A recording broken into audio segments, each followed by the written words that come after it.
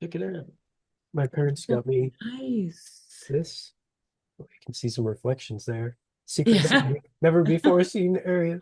It's a nice David statue. Um, John, what does it say at the bottom? Jonathan, what? this is my Come to me here on this night at this moment. Oh, cool. yeah. So this is like it's Oh, kind of like a birth that's chart. your birth chart. It's kind of yeah, but except instead of like the zodiac, it's like all of the constellations. Oh, that's Like if awesome. you look up into this, like Yeah. pretty dang cool, eh? My parents got That that for me. I was that like, is yeah, oh, Jonathan, that's wonderful. yeah. I was very touched by that. Yeah. I bet. Yeah. How about That's you? Did you have a nice Christmas? It was really quiet. It was me and my tree. Yes. And then I went to my mom and dad's in the afternoon and I had a really nice time with my parents. Nice. Actually, jumped on my snowmobile and went back to visit Saint Seraphim at the lake, and yeah, had a good Nice. time there with him. Nice. Cool. That was Yeah. my Christmas morning. Yeah. Nice. I also, what else? There was a couple other cool gifts, but yeah, I had a nice Christmas. Aside from getting sick. Yeah. Sorry for welcome, people. Um, if I end up posting this, and yeah, sorry if I'm sniffling because I got sick and I'm getting over it, um, but yeah, today we are here. I have there are 19 minutes remaining until the new year. Oh, you know what? I've got a bottle of non-alcoholic champagne. Oh shit. So I'm gonna I bring think I it. might crack some. I think I might get some actual champagne. Like because I've always had champagne at New Year's. Yeah, Yeah. big boy. Are we drinking tonight, Sherry? Is that what's going on? Well, mine's not alcoholic, so. Okay. My bad. But I could make myself a gin and tonic. Well, if you're not drinking alcohol, I don't want you to, don't mean to pressure you into that. All right. BRB. Okay. You got your champagne? I got I didn't want to open a bottle just for myself because my dad has a bit of a go at the moment. And uh my mom probably would. I have apple pie moonshine and then quite a bit of it, but it's not particularly strong. So Let's see how well mine is not alcoholic. yeah, I bought this for my son's wedding. I don't really want to wait until 'cause- We're gonna yeah, I'm gonna wait have till to. midnight. Wait till No, I'm midnight. not gonna wait till midnight. It's it's gonna be Woo! it's only 15 minutes, but Oh, cheers. Cheers. wait, I'm gonna move Happy my New Year. keyboard. Yeah, hang on, hang on. Mm, Put it together. Okay, here we go. Cheers, Jonathan. Cling.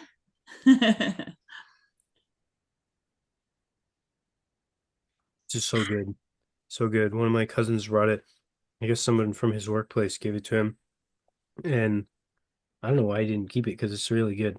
It's like it's not particularly strong at all, but it's got such a nice flavor. Like real apple pie. Tastes like apple pie. Yeah. Oh wow. Yeah. Yeah, I got man, maybe we should say oh, I know what we should talk about. We're What? sitting here, 13 minutes left for me. Maybe we should talk a little bit about those 2025 videos or else 2025 related stuff perhaps. And but also one thing I first wanted to say, I mentioned it to you briefly, but um you left a comment on or yeah, no, this is perfect. It's Yeah. perfect. That's the Okay. one that you left a comment on. Um I let me share my screen here real quick. Um this comment right here, Yeah. um this was hidden for me on my phone. Like I didn't get notified. And Oh. then yeah, um and then today when I came to the desktop, like the comments Yeah. viewer, it showed up there, and there was a couple other ones from other videos, and it's like so annoying. You know, it's so annoying because Yeah. it makes people feel like I'm ignoring them. Like sometimes I do ignore comments, but it's like sometimes I don't want people to get that impression. And um uh yeah, and it was also kind of funny because you said in the video you mentioned Satanism briefly, and you also mentioned Leviathan here, and then I posted this one, Severity and Satanism, which I had just mentioned to you. Yeah. Um Which I haven't right watched yet. next to it, and I put them next to it because it's also Satanism mentioned in this one. But I didn't see your comment, and it's just these types of this is kind of like Synchronicity. a yeah, it's like a Synchronicity. what? It's a synchronicity. Yeah, yeah, something like that. But also, it's like maybe if I hadn't seen it, it would just appear like I was, I don't know, maybe like responding to your comment or something with a video, or I don't know.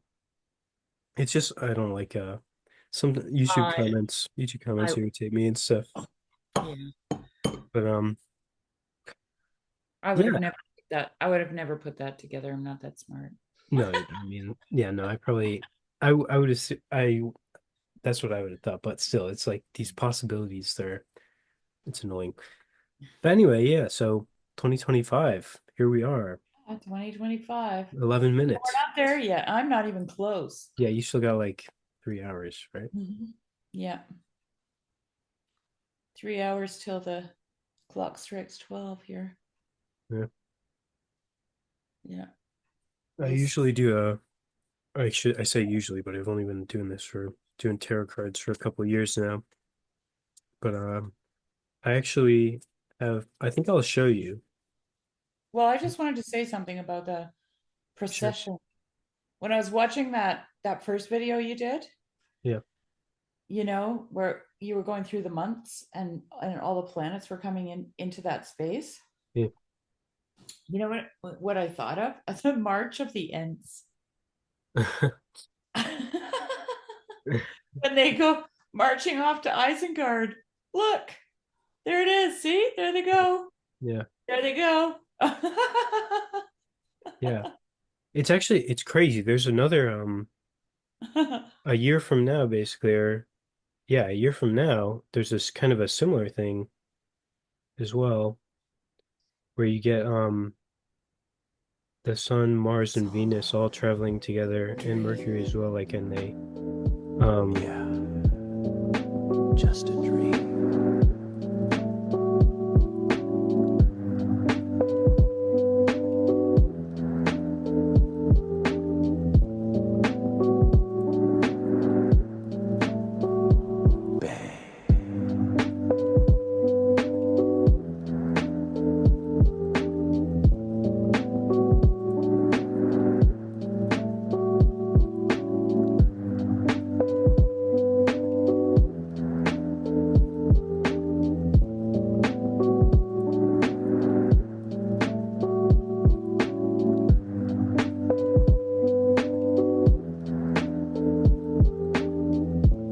Is that like I'm so unfamiliar with this stuff, but is that like really unusual that that's all happening in that? I would say this is definitely a very rare occurrence, especially given that you have Neptune. Yeah. Neptune, Neptune takes 84 years to go. Um, I think I have that right around the zodiac. That might no, I think that might be Uranus. I'm forgetting, but I'm pretty sure it's in each sign for 12. Yeah, it's in each sign for 12 years. So and that's the last sign of the zodiac. Pisces shifting into Aries. So this is a full Neptune cycle being completed. Yeah. And also Saturn is right there. You have all these other stuff, the Mercury and the Venus retrogrades passing over it a couple times. So yeah, that's definitely pretty rare in my opinion. Okay. Um, and then next year there's kind of a similar thing, but of course Maybe very that's when different. Project Bluebeam gets launched. Maybe. Yeah, that's what the video that I Yeah, posted, yeah. that part three was kind of suggesting. And then I realized that there's a component of this group that are like that. And then there's another component, and this is the chief mentor for Luis Elizondo, that honestly are Satanists who love destruction, love torture. So according to Dr. Greer, he's basically saying Project Bluebeam is about to happen. Powerful global elites plan to manufacture an alien or an extraterrestrial threat in order to unify the planet under a single government. Honestly, wouldn't be surprised. Kind of, Yeah. like, I don't know. Not a big fan of I don't know. I tend to be kind of skeptical about the whole alien phenomena in general. Like I tend to think I was gonna jump on a live stream on Girl Country at midnight and read something utterly beautiful. I haven't picked it out yet, but I want to find something that's just like so beautiful, and I just want to read it. sure, I say do it. Yeah, I should. that'd be cool. Yeah, I kind of like to. Maybe I'll wait till a little after, but last year I'll show you. I think I'll show you because the year has come to a close. Yeah, yeah. It's Do no it. longer like I don't know if I want to like do my yearly like my tarot reading for the year and show it to everybody. But I'll show you last year. Okay. And it's actually kind of wild because I have two decks and I usually at least last year I was using both of them pretty constantly and I would like leave one up for a bit like if I did a reading and then I would look at it and use the other one while Yeah. but this is the bigger deck. Yeah. You see the four of swords there, but and yeah, this was my reading for 2024. You have to tell me what that means because I don't know. Um What the do you Wheel got? of Fortune, Okay. which is letter 10, the open Yeah. circle, Yeah. and the Chariot, which is goes with Cancer, but it's also about like spiritual authority and doing the thing and but it's about doing the thing, but it's not like it's still it goes with Cancer, which is also kind of like a passive receptive sign in a sense. Okay. And I don't know, I think about this has become one of my favorite cards, the Eight of Pentacles. I don't know, I think about it as focus and craftsmanship and Cool. artfulness. I actually have a ball peen hammer right right here on my little desk here. Which is Uh-huh. also it's like a Freemasonic thing, as I understand as well. I'm not a Freemason as far as I know. Um, but yeah, I think it's cool, and not Freemasonry. I'm talking about the The hammer. hammer. The hammer. And so that was kind of my reading, and I didn't put as much like reflection or actual thought and action into it, but I don't know. I kind of read it as like a focus on expensive work and um maybe I don't know. I don't want to do a like kind of full analysis, but I don't know. I've been thinking about it. Don't It's been hold kind of like back. Don't a hold loose. back. It's the end of 2024 now. You can tell me what you think of that. Hmm. Well, well, this also goes with Jupiter, and um, it's also like the Wheel of Fortune is like change and you know I don't know. Something about Jupiter is also can be like I don't know. It's kind of personal as well, but I would say like changes and expansiveness and but then changing that into a more focused and craft artful kind of Okay. So purposive movement like a, in the ma Chariot. a mastery of Something something? like that, yeah, kind of and also like to do like uh skilled work is kind of Mhm. that comes with that the Chariot makes me think of that as well. Mm. And um yeah, I don't know.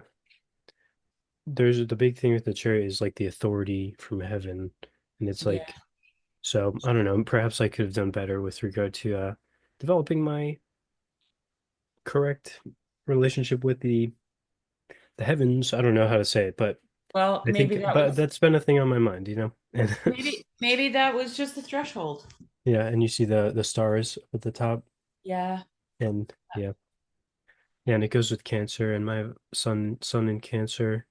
Also, there's Mars retrograde in Cancer now, and so maybe it's alluding to that a bit at the end.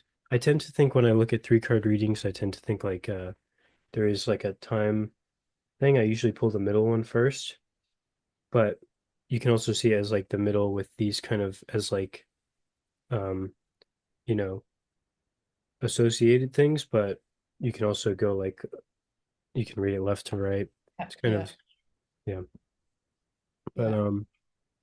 yeah, Cool. so that was my thing. And I'm actually kind of excited to put this back in so that I'll be using this larger deck again. Okay. But but yeah, I don't know. I don't know if I'll Okay, go back to the comment thing about Leviathan. okay. Um okay, yeah. I have 2 minutes here. So Are Happy New you Year. gonna do your reading? Are you gonna do a thing? Um I don't know. I don't know. It's kind of weird being, you know. You I don't don't know. have Maybe to. no, you know what I think we'll do? I think I'll I think I just want to yeah, I think we'll do a reading for uh not me in particular. But like I'll do that later. Yeah, okay. But then Yeah, like kind of like a 2025 type of thing. sure. Yeah. Sounds good. What about the Leviathan comment were you thinking to say though? I don't know. I thought you were gonna say something about Okay, it. yeah, no, I wasn't. Okay. High Priestess just flew out of the deck. What did? The High Priestess. Yeah. Those unruly women, honestly. So I don't know. What are your so yeah, you said maybe that's when Project Bluebeam will happen when the whole thing Well, comes in. whenever I say Leviathan, I hear Yosef in my mind Hmm. because I said something about Leviathan being chaos, and he's like, Leviathan is not chaos. Hmm. But he explained to me one time that even like the good old rabbis, the more famous rabbis that really changed things up in Judaism, they were considered leviathans. And I said, and then so I pointed out to him, well, how were they leviathans if they didn't create some kind of chaos, right? And he was like, 12 a.m. huh? 12 a.m. now. Happy Yeah. New Year! But I think Leviathan represents this complex dynamical system under which we have to abide, right? We find our abode underneath of it, within the tabernacle. Like this is where we tabernacle, under it, literally, in the world. We are under that burden of this complex dynamical system. And sometimes, like there's that those verses in Job where it talks about eating Leviathan too, right? So not only are you living underneath of it, but you're also partaking, consuming it. At the end of Job becoming a Leviathan. We talked about Jonah being swallowed by the Leviathan, and then it's in the belly of the whale that he remembers the holy place. And that it's in the belly of the whale he remembers God, and there's this connection between him and God that is renewed, that wasn't available anywhere else. Like he left his country, he was on the ship, he was in the storm, he was thrown into the sea, but it was in the belly of Leviathan.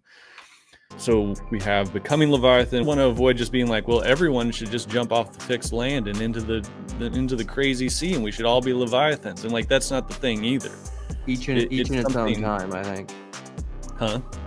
I think each in its own time. I was listening to let me think now. Who was it? Oh, Michael Mead. I've been on this Michael Mead kick. And he was a close associate of Robert Bly. And he doesn't mention Martin Shaw, but I'm sure Martin Shaw and him know each other. I asked a friend who's familiar with that circle, and she said, oh yeah, definitely. But he was talking about chaos and creation and how creation happens out of chaos, right? And I mean, I know that. I know that I know it, like in my head, I know creation comes out of chaos. Right. And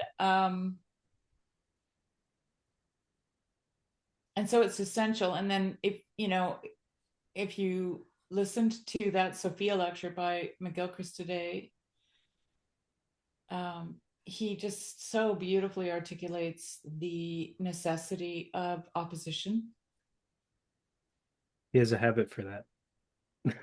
Yeah. And with the whole huh? with the whole master and his emissary, Yeah. Well, no, but the necessity for anything to be, it has to be in. Well, I mean, he says this in the lecture, but he also says it otherwise. That a relation is first. Mm-hmm. So part of this depends on the unity of oneness and multiplicity. I argue that relations are the only true fundamental reality. Relations are the only true fundamental reality. That relations are primary, therefore, to the relata, the things that are related. That might sound very odd. How can you have relations until you've got things that can be related? But this is again because we're thinking of things back to front. We notice certain things that we separate out, and then we have the problem of, well, how did they get connected? But actually the things emerge from the net of interconnections. And things can't be prior to relationships because any one thing only becomes what it is because of the relationships within which it exists. Things are secondary elements in a web of interconnectedness, those things which happen to stand out and grab our attention. A web is division within union, distinction within interconnectedness. And this is really just an example of the ultimate importance of context, that everything needs to be thought of as contextual. I sometimes say, and I don't think it's any exaggeration, that context is everything in understanding. Something that we ignore very much nowadays, and to many people's peril, because something that is a short soundbite is taken entirely out of context, where it meant probably something completely different than what it appears to mean taken out of that context. And then it's whizzed around the world in milliseconds, and self-righteous people have a ball. Anyway, it's not a good idea.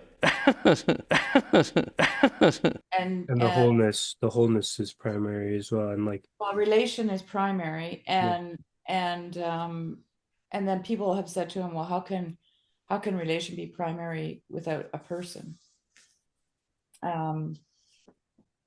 But when he thinks of relation, he thinks of the entirely out of context, the relationship between like the tension that is created. And he uses terms like friction, tension, and opposition to describe that, right? Yep. And then he talked about sameness. Oh, sameness and differentiation. It's worth my saying that one of the differences between the hemispheres is that the left hemisphere sees things as either or, whereas the right hemisphere sees them as both and we need both either or and both and, not either or both and. So we're not forced to make a decision between these two ways of thinking, but we need them both. And the right hemisphere sees these both. So it sees things as unified, but that their whole nature is differentiation within a nonetheless integral whole, the integrity of which is not threatened by the differentiation within it. So I believe this is a very, very central point. So people say, as you have hinted, oh man, all is one, and I say, yes, and all is many, now what? And, we need both of these positions, because what I believe is going on in the cosmos is that something that was relatively simple and one is unfolding into ever greater complexity that doesn't destroy its wholeness, but spells out the potential that was within that wholeness all along, brings it into being. So the nature of creativity, and that's true of human creativity, but all of nature is creative. And indeed the cosmos is, I believe, creative in that things are evolving, not just in the living world, but they're evolving in the cosmos too. So all of this process is about the unpacking of what was implicit. So going back to David Bohm's famous concept of the implicate order, it is the making explicate of what was implicate without destroying it. And then that new explicateness is implicit for something else.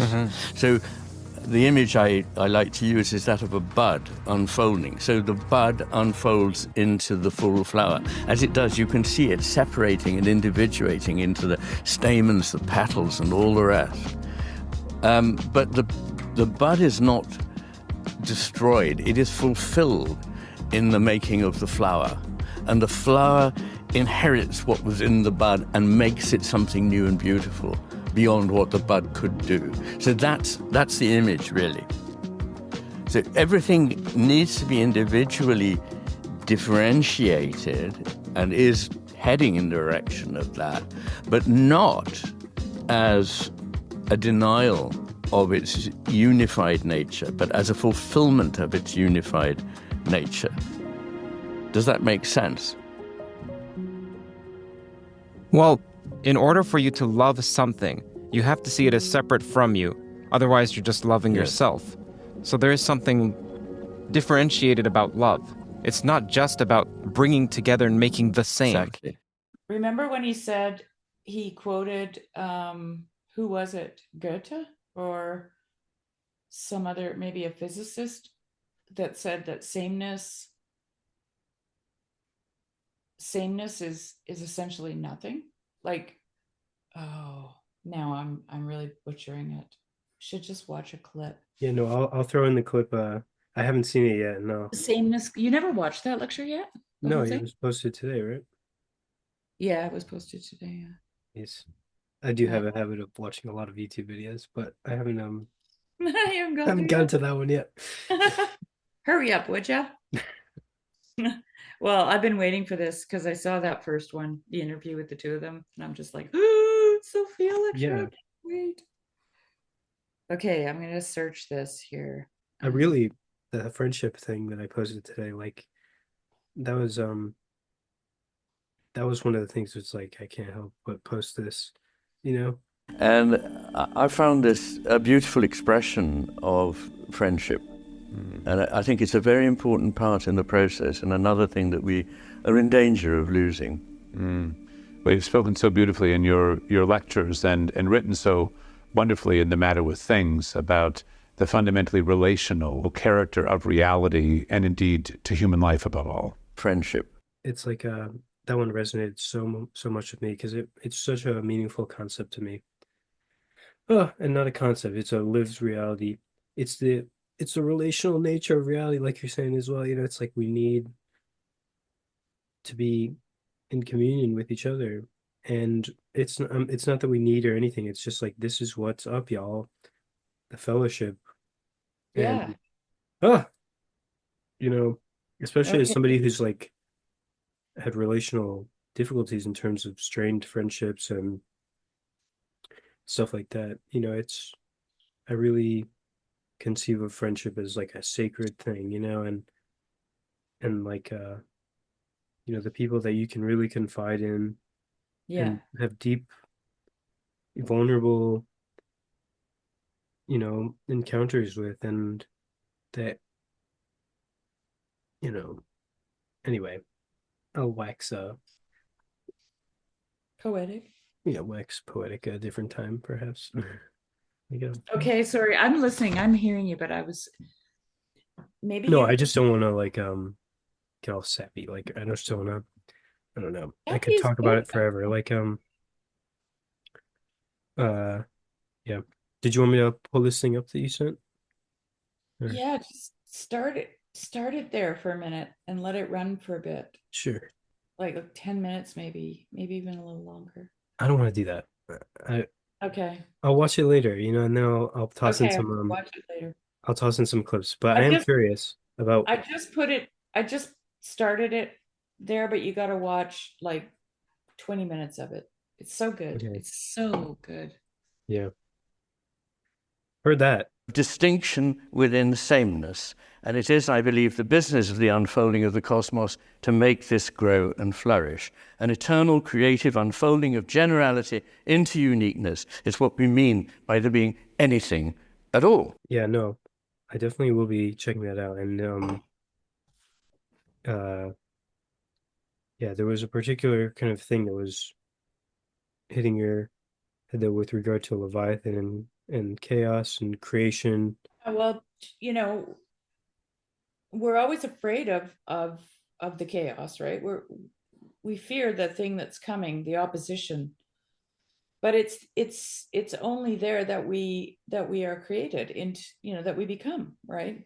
Mm. That is where, when those two things are in relationship, they create the tension upon which the music can be played. Mm-hmm. Right? Like if I take all the tension off my guitar strings, I can't play a song. Mm-hmm. Yeah. That's my telefono. Getting all sorts of notifications. Notifications. Hang on a second. No worries.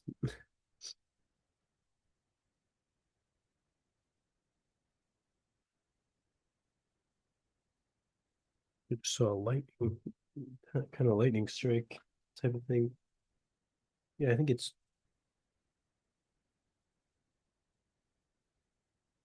suddenly thunderstorming in the middle of winter.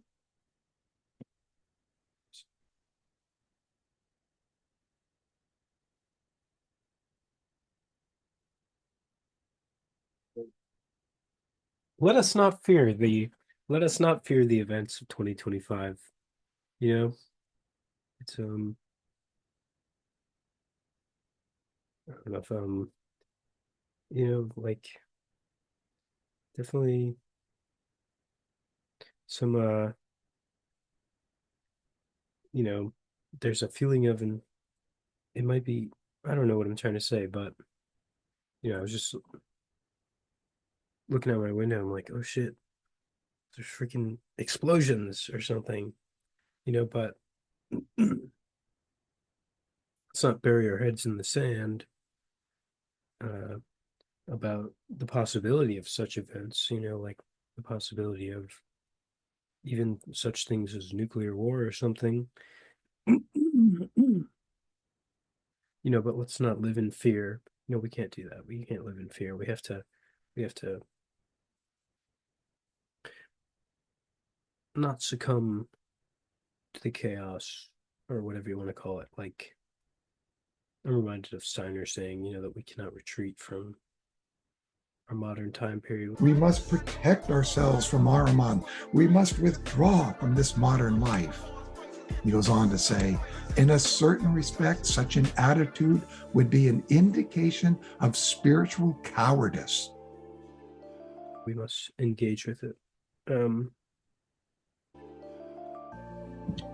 The real remedy, Steiner, lies not in allowing the forces of the soul to weaken and to withdraw from modern life, but in so strengthening these forces that its pandemonium can be endured.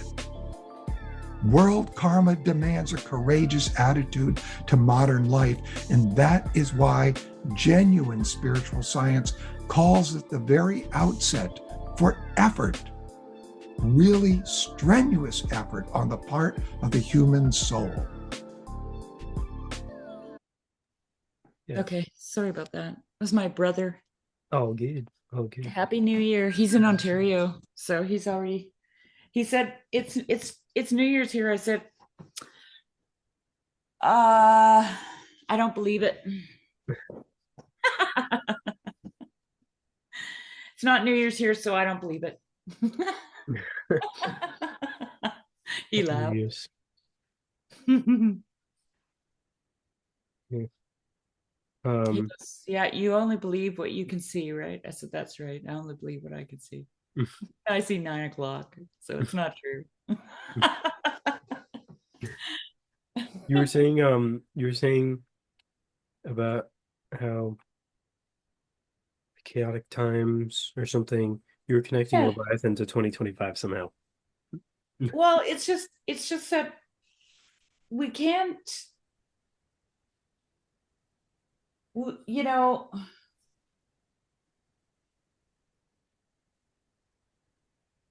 we have to be able to embrace the oncoming, whatever it might be, in a sense. I don't mean condone, and I don't mean taking sides, and I don't mean falling into lockstep, and I don't mean any of that.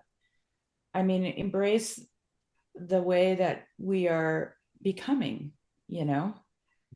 You have to dance with the waves as they come, you know, and Right. and that can be a kind of uncomfortable or unstable thing. You know, you have to be okay with being unstable sometimes. Like we talked about this, I'm reminded of our conversation with Nate about eurythmy, and I made the connection with psychedelics is kind of the same sort of thing in a sense about how it is like I see psychedelics on kind of both sides of the spectrum in some sense, uh it's like how it is, and it's getting drunk as well, right? It's like an inherent, it's you know, like there is a place for getting for having a little bit of chaos in your life, you know, and Yeah. like and to be, but even apart from seeking it out, yeah, we got lightning strikes. This is wild. This, Lightning? I thought maybe it was fireworks. you know, it could be fireworks, but It's New Year's no, Eve. I'm hearing thunder too. Oh, Yeah. crazy.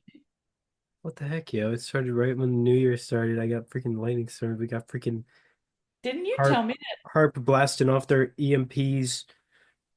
Yeah, but didn't you mention that one time that something happened to you and then lightning happened at the same time? Like it was Yes, I have had some pretty wild lightning synchronicities. yeah. Yeah. And that was one, I think. It's New Year's. Yep. Yeah. And I saw it. I was there for it. Yeah.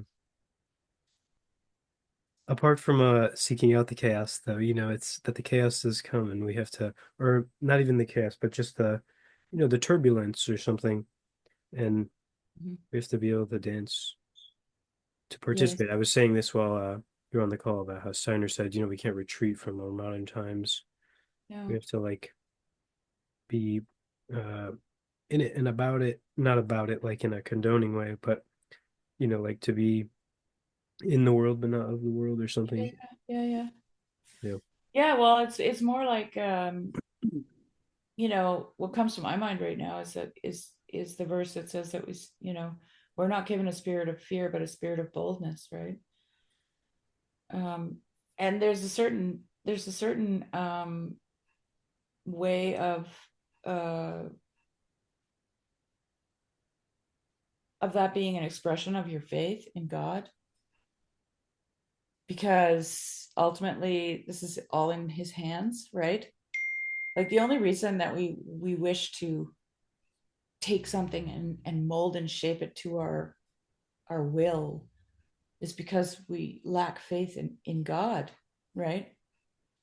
Because I mean, really, if you take that to its, you know, extreme end, it's basically saying, you're not going to do this, so I will, right? And Armageddon, so Christ will return. And now I'm quoting, and I went, excuse me? And it turned out he was the major funder for a far extreme group at the Vatican known as Opus Dei. and was very devoted to this idea that Christ will only return when enough of the world is destroyed, enough of the is destroyed that it forces the return of Christ. So I'm there just listening politely going, WTF, right? What? Which is kind of what happened in the Garden of Eden, actually. Yeah, God of was, course. God would have given them the fruit of the knowledge of good and evil, of the tree of the knowledge of good and evil, but they decided to take it. And so how do you handle the onslaught? This is why the longer I've been doing Lives of the Saints, the more it has slowly seeped into me what this is about, reading the Lives of the Saints, because they're precisely in that position of being in the onslaught of the oncoming, right? And how do they comport themselves? There was this one story of this mother and child who were martyred. I can't remember their names now. And the child was like 3 or something, and the tyrant, the king or whoever it was that murdered them, took the child in his arms and was telling the child that he needed to pray to an idol or something. That was often the case where, these people had to worship an idol, and they refused to because they were Christians, and then they were martyred. And the child kicked the tyrant in the stomach. It says in the story. And then he threw the child down the stairs and it died. Right. And this is the beauty of the Lives of the Saints. It's like, I remember thinking afterwards, okay, so I've read the story of saints that have just simply gone down with the ship gracefully. I've read stories of saints who have kicked the tyrant in the stomach, right, and died violently. And I've read stories of saints who, were boiled in tar and then came out and were completely healed. Just incredible stories but they never wavered. That was the thing that made them saints. Like, they didn't fall into... There's a certain rootedness in one's being and convictions and such. Exactly. That's really well put. Yes. And that's being in the world but not of it. I've been thinking so much recently. I just want to say this really quick. McGilchrist was talking about how some people think that he's saying the right hemisphere is better than the left, because it's really quite capable, right? But he said, now this is where I am going to do very briefly McGilchrist 101. So I'm not going to talk about why it all happened, why the brain, well, I can say this very quickly. It's really from a point of view of survival. There is a need for two things that are, on the face of it, incompatible. One is you need to grab stuff, to get stuff, to exist, to eat, to make a nest, to make a tool, whatever. For utilitarian purposes, you need some very fine attention to something you can pick up precisely, grab, manipulate very well. But if that's the only attention you pay, then you will become prey to something else. While you're getting your lunch, you become somebody else's. So there need to be two centers of consciousness subtending two entirely opposite kinds of attention. One, very narrow indeed, probably about 3 degrees arc out of 360, very precisely focused on a detail. And at the same time, something that is wide open, sustained, vigilant for whatever there is. So the left hemisphere already knows what it's looking for, because it's something it needs. But the right hemisphere is going, but whatever else is there, I have no preconceptions about that. So here we go. So there are various differences, and I'll just go through these quickly. So what is known is the territory of the left hemisphere. What is new, the territory of the right hemisphere. And we in fact know this, that when new experience of any kind, a new a new sound, a new thought, a new color, a new whatever it is first perceived, it is perceived by the right hemisphere and then almost immediately taken up by the left hemisphere to go, oh yes, I know it's one of those, or maybe it isn't actually. And that maybe it isn't actually is the task of the right hemisphere, which Ramachandran calls the devil's advocate. It's the one that's going to stop jumping to conclusions, left hemisphere. This may actually be something else that you haven't taken into account, and it may be terribly important. Another is the left hemisphere prefers certainty. You can see that. If it's trying to grab things quickly, it doesn't want to have a debate, an inner debate about what's going on here. That is the realm of the right hemisphere. So one way of looking at it is the left hemisphere closes down to certainty, the right hemisphere opens up to possibility. Remember, the left hemisphere's raison d'etre is to manipulate, to be able to move things for its own benefit, and it exerts power. And you may say it's strange that the right hemisphere is so much better at everything, but it isn't better at everything. The left hemisphere is much better at grabbing. And so important is that for survival that the whole business of the left hemisphere is taken up with that. Pretty much everything else of any interest is going on in the right hemisphere, where the phenomenology is that nothing is entirely certain or predictable, ultimately interconnected, not fixed, but flowing, that what exists are wholes, the parts are an artifact, the meaning of everything is implicit. There's one thing that the left hemisphere is really, really good at that the right isn't, and that's grabbing. And the first thing that came to my mind was the different modes of being in the world, right? There's the being mode, which to me, I always have a feeling that it's an open hand, right?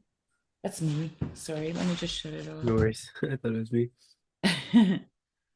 That was weird. It really sounded like it came from over here.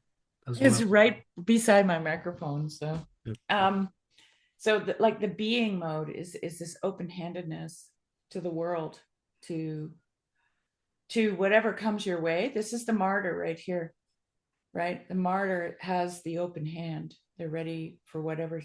This is Mary, let it be unto me. And then there's the having mode, which is a clenched fist. Right? Nice. That's interesting. Yeah, it's an open and a closed. It's a being versus a having, right? I'm gonna have to think about that.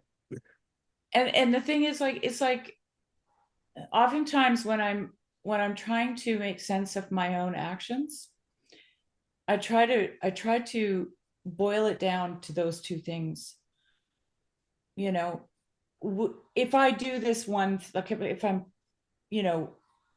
deciding how I want to proceed, is this an open movement, open to my becoming and the becoming of my fellow man, or is this a holding and grabbing thing?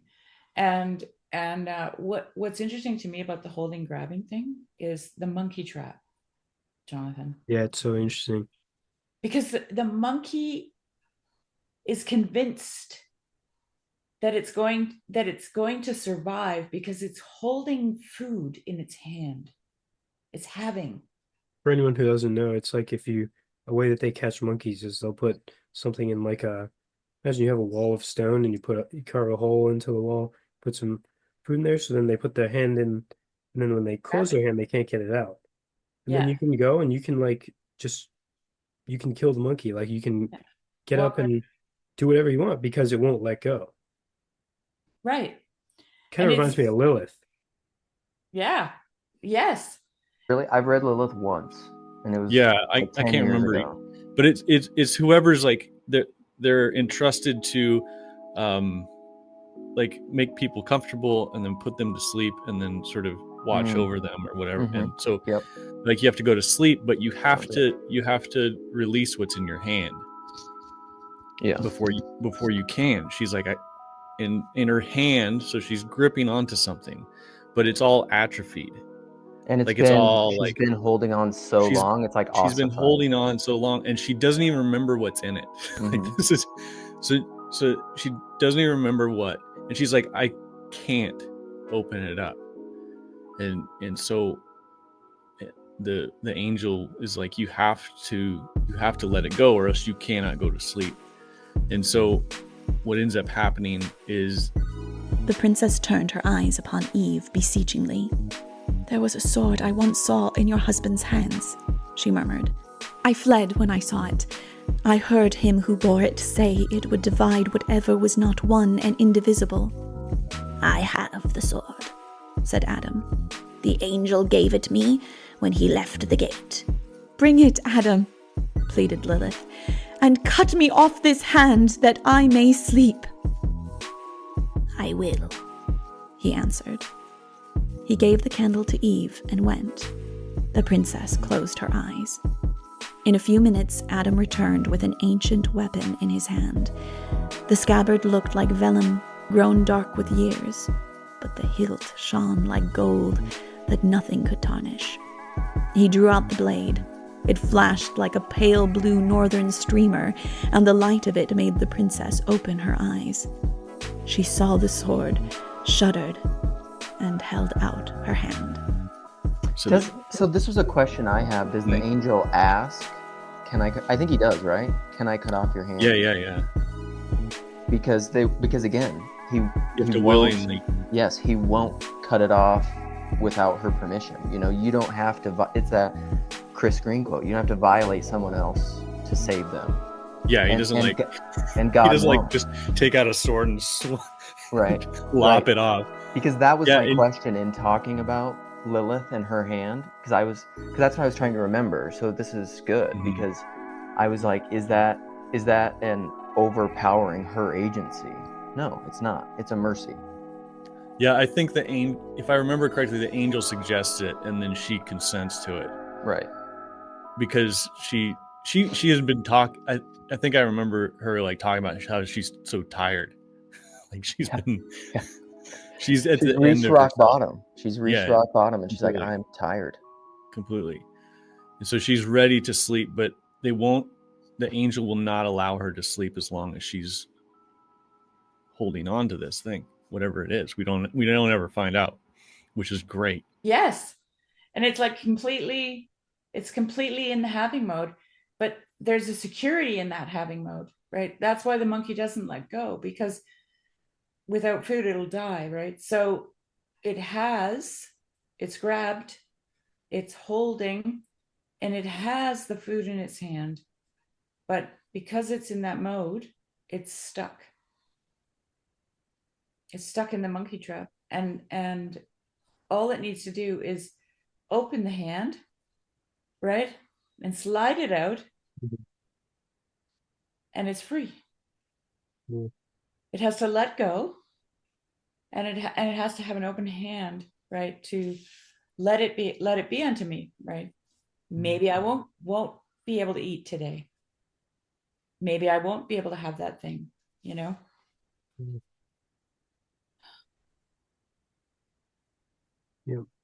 There was another thing McGilchrist talked about today, and the way he articulated it, I thought was so perfect. He talked about the explicit and the implicit, and why you can't make the implicit explicit. And I think it's so important, actually, what he said there, because this is the posture of the church, of the Orthodox Church, about the Theotokos, that you don't talk about you don't explicate the Theotokos or the divine feminine. Like, you don't go into these long explanatories about it. You can talk about it apophatically, like what it isn't, and you can talk about it poetically, but you can't, systematize it, right? Because it's an implicit. And then McGilchrist talked about how the right hemisphere understands things implicitly, and how that relates to the whole. Do you mind if I try to find it? Because it's a short little. I think I'll put it in the post recording or something. And I've heard him talk about it elsewhere. I just want to be reminded, like, that's why I want to see it, because I thought, oh, this is something. Something that we really need to My hang up with that um is I'm reminded of course, the stuff where I talk about eurythmy and particularly the transfiguration. Like, what is the transfiguration if not making the implicit explicit, you know? And I don't think so. in a way, you know, like Well, let me just see if I can find what I'm.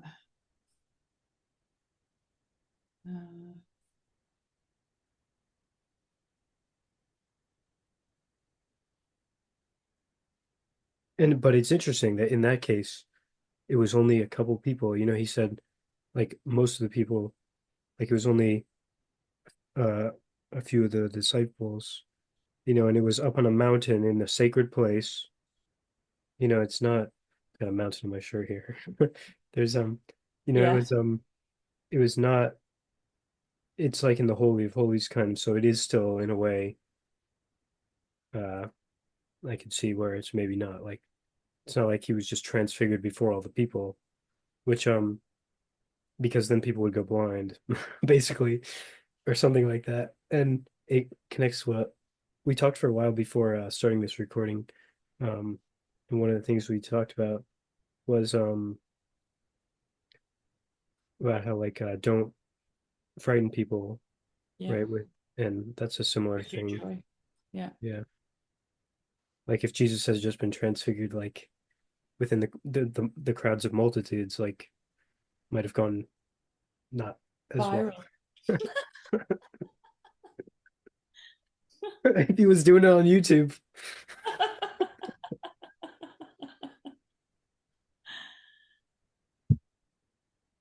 Oh my goodness. Perhaps. Things lose when they have to be explicitly laid out for somebody to understand.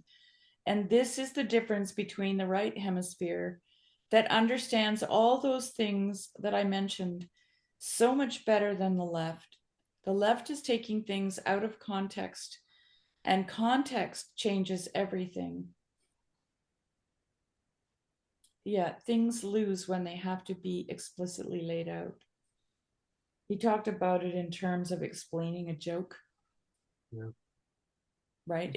I think there's a thing also where it has to do with because he's also talking about a language context. He's talking about when we put things into words.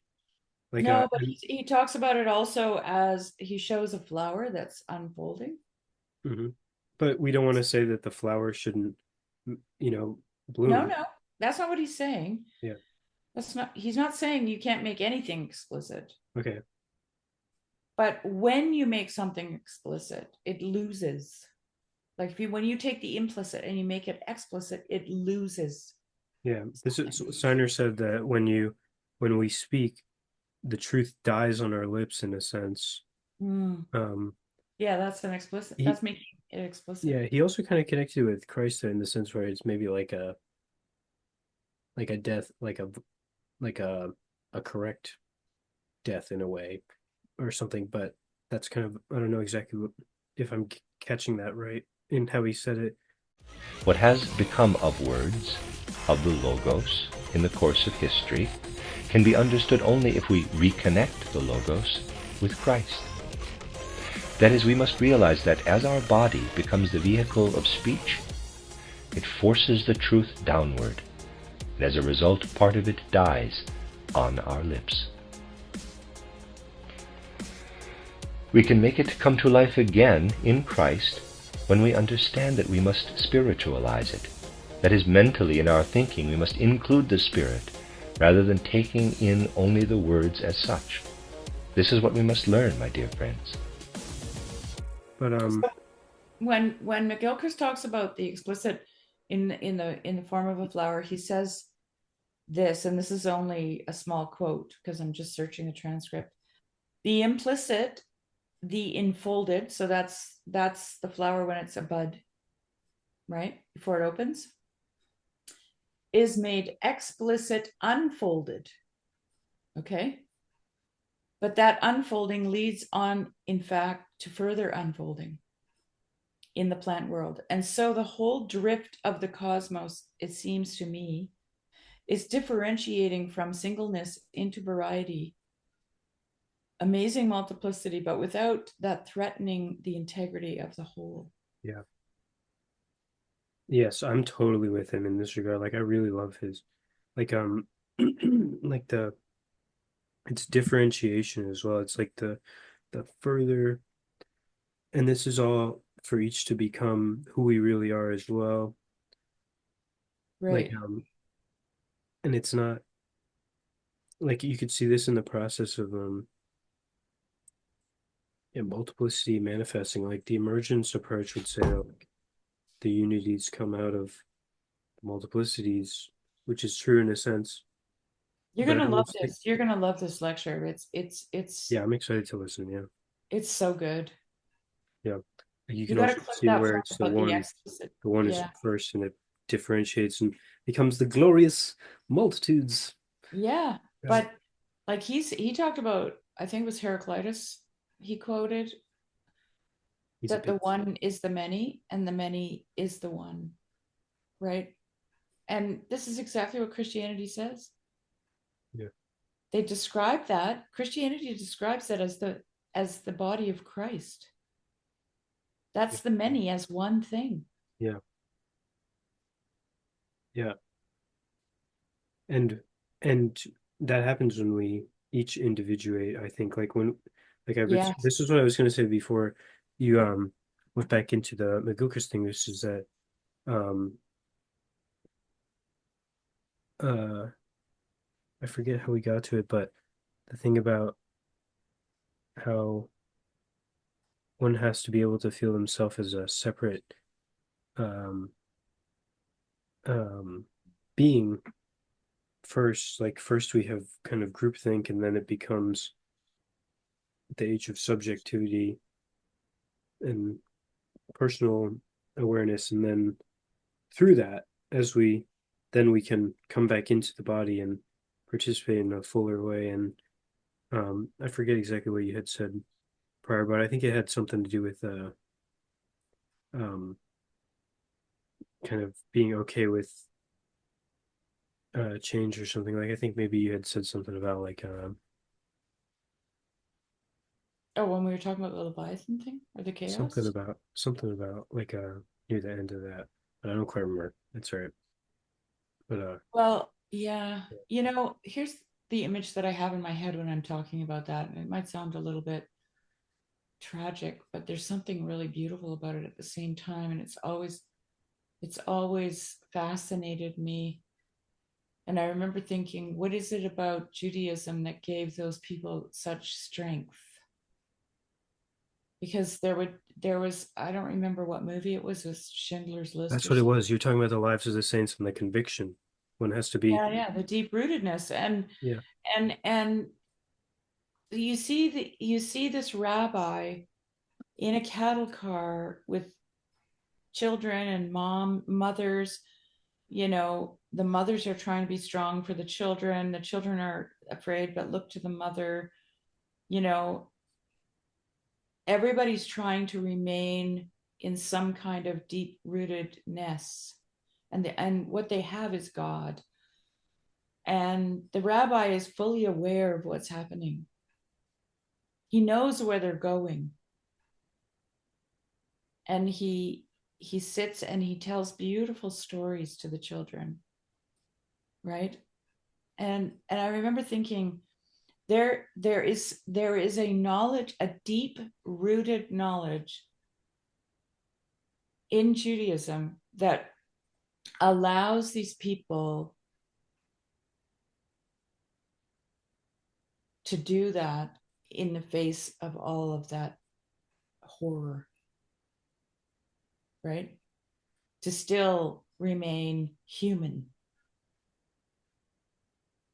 and true and straight and upright and righteous and all those words, right? Yeah, and you said, and connecting that as well, you said something about um like being open to Yeah. open to possible Yeah. futures. Well, this is where you're only free. Right. This is kenosis. This is when you pour your, yeah, here we go. This is where where are those planets right now? I want to know. Are they all processing in? No, they're not there yet. Okay. Here we have although the moon moves into moon moves into Aquarius and conjuncts Pluto tomorrow morning, pretty early. That's kind of I would say the most notable thing. If we put big ears on the moon, would it be Pluto and Mickey Mouse? Sorry.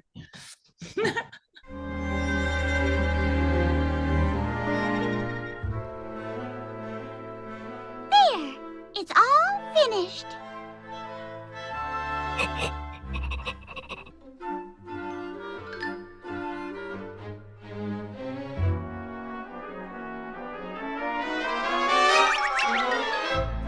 Figaro, have you seen Pluto? Hmm? Oh, thank you, Figaro. Come on now.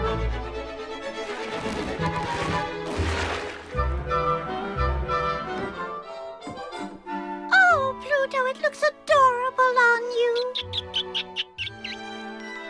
Pluto!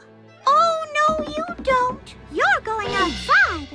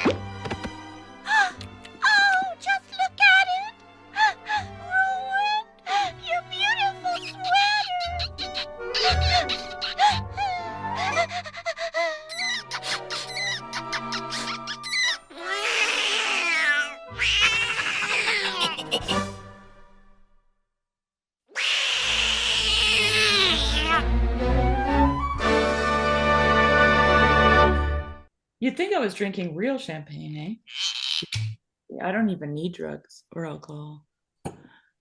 The discovery of Pluto, Saturn, Pluto, Uranus, Pluto, and it's the depth of the human psyche, that the id, the Freudian instincts that is, the Plutonic archetype represents. And that was an essential piece for us to discover in order to recognize that dimension within us, and at least to see it in a symbolic form in the cosmos. Yeah. What year was Pluto discovered exactly? 1930. 1930. Like right in between World War I and World War II, and at the Great Depression, but also like in the midst of the depth psychological revolution. Jung's synchronicity, he first mentions it in 1928, quantum physics, and it's like the Plutonic archetype, also everything that's been repressed. Exactly. The body, the feminine, evil in some sense. Yeah, how Jung's problem of the fourth is connected to the Plutonic archetype and the importance of reintegrating what's been repressed and oppressed and denied. And we say Pluto was discovered in the 30s, but more recently, what was it, like 2014 or something? It was demoted and not even considered a planet anymore. And yeah, something poetic in that, a bit hubristic on humanity's part as well. Pluto is, so much of what is repressed and unconscious, but every archetype has an unconscious dimension, or at least they're all in the unconscious, right? In the archetypal unconscious. And looking at one's birth chart can help you see your own unconscious dimensions. Like you can come to know them. What was he saying? Oh yeah, about the kenosis, the open-handedness and the kenosis, right? It's a letting go, it's an emptying out. It's a pouring out of yourself. That's what the rabbi was doing in that movie.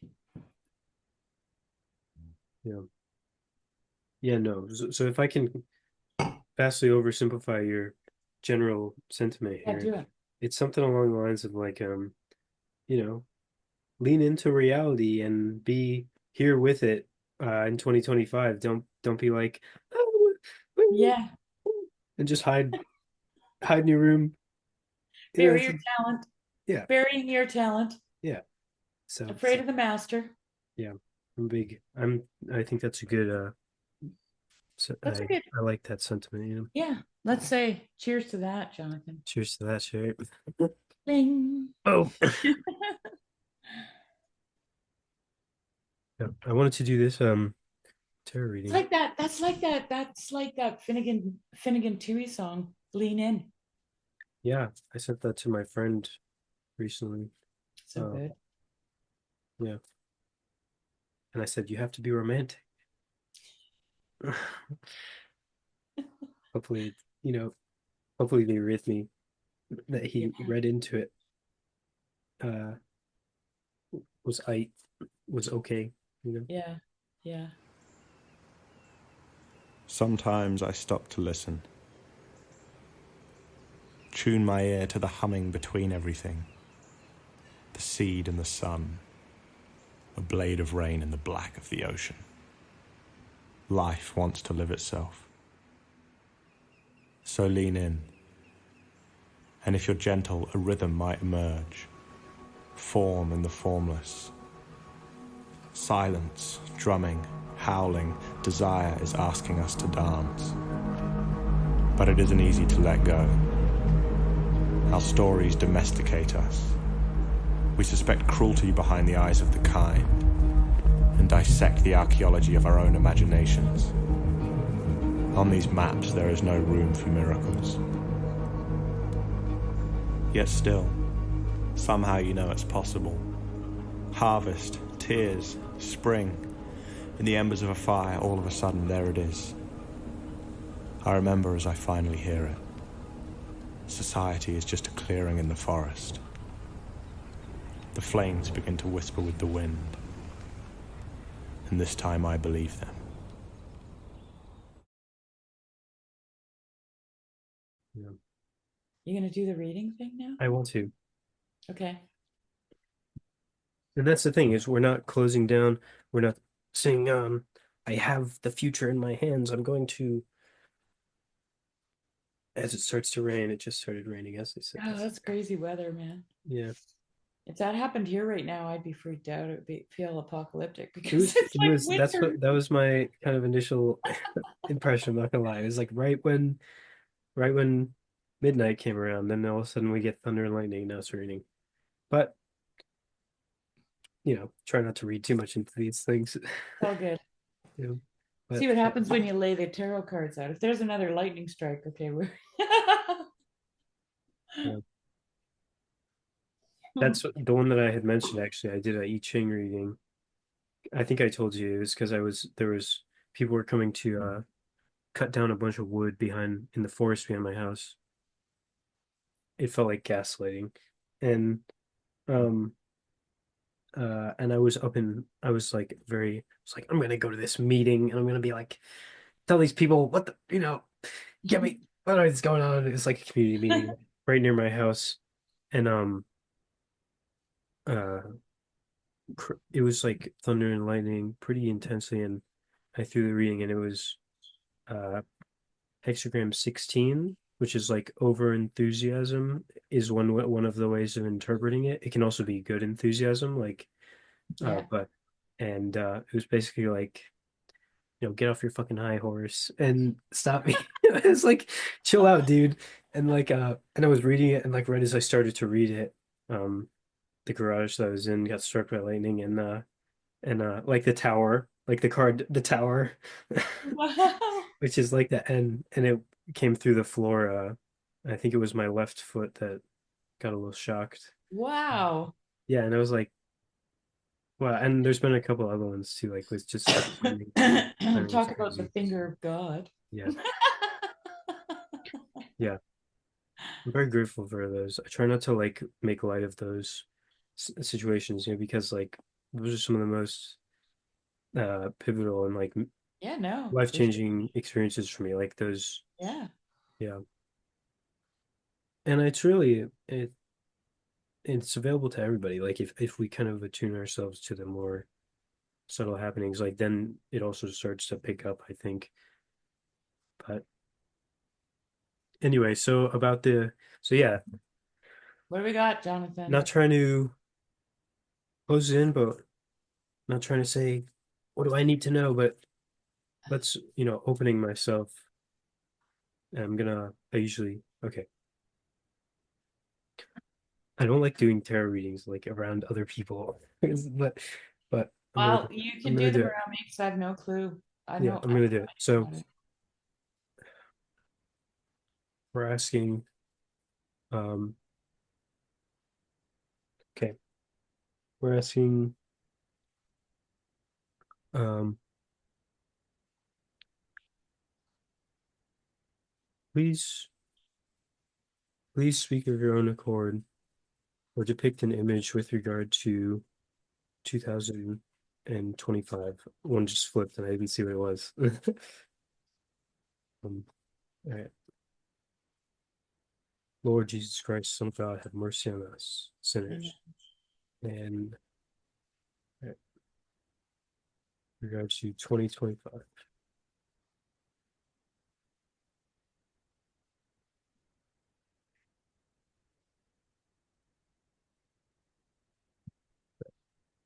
These three. I noticed that's the one that was there earlier, the Four of Swords. This is the bigger deck. Yeah. See the Four of Swords there. Yeah. Okay, so this is the main one. That's the one I pulled first.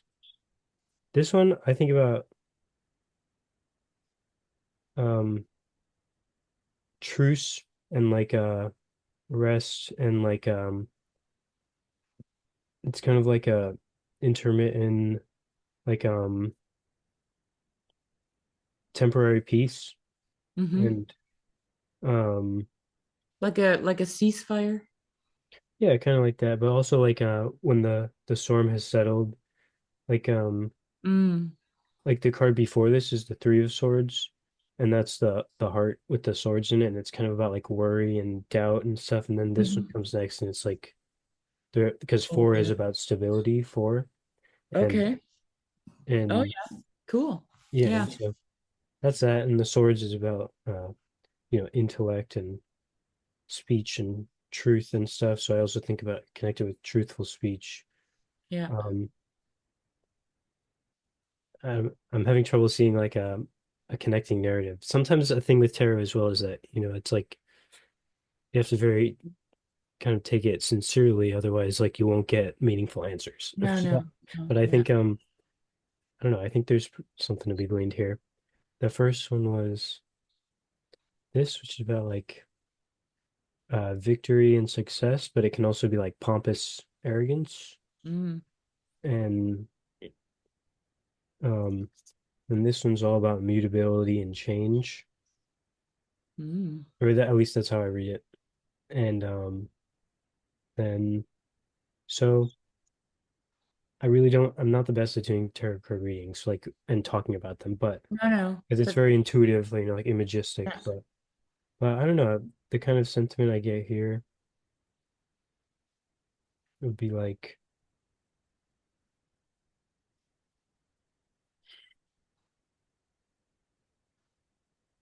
um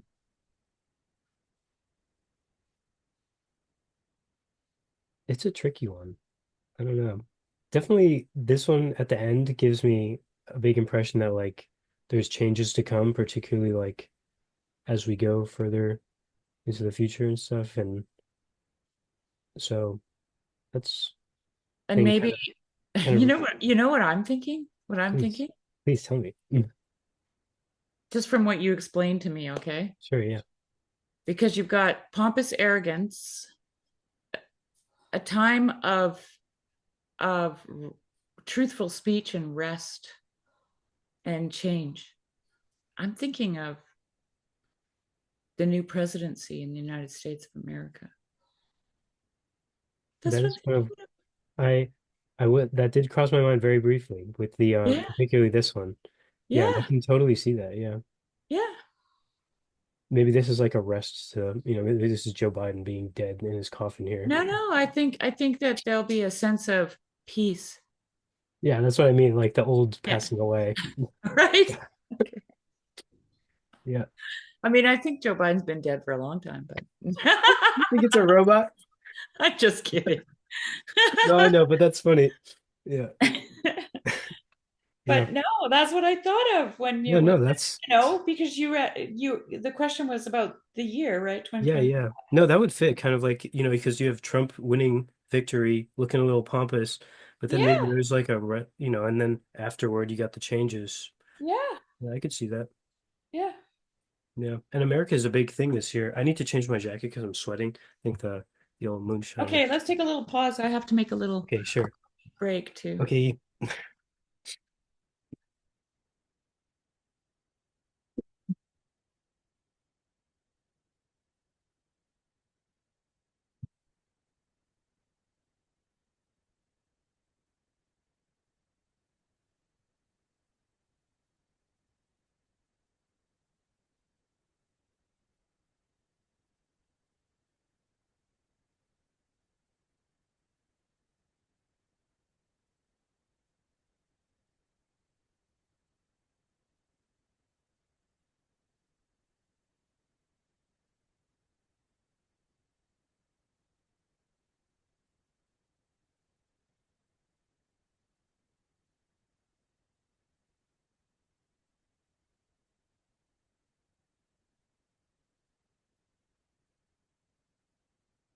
I think I'll say a couple things about the tarot.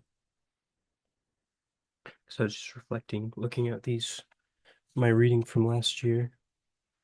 I'm about to put it back in the deck and uh finally be using this larger deck again, which I like, and I like to have two decks. Got a little Ace of Pentacles on the bottom now after the shuffle. You'll love to see it. I'm joking. Um, I was thinking about how I used to be much more diligent about logging. I've been kind of going a little fast and loose this year with the tarot, just random readings. I have to feed my dogs really quick. All right, that's fine. Yeah. We could also call it if you want. It's up to you. Like No, I'm okay. If you, okay, cool. if you just want to wait a few minutes. Sure, yeah, yeah. Cool. Um, I usually, for a while, I did logs. Like I would log all of my readings and I would write. Oftentimes I would forget to write the context, which you have to keep track of the context as well.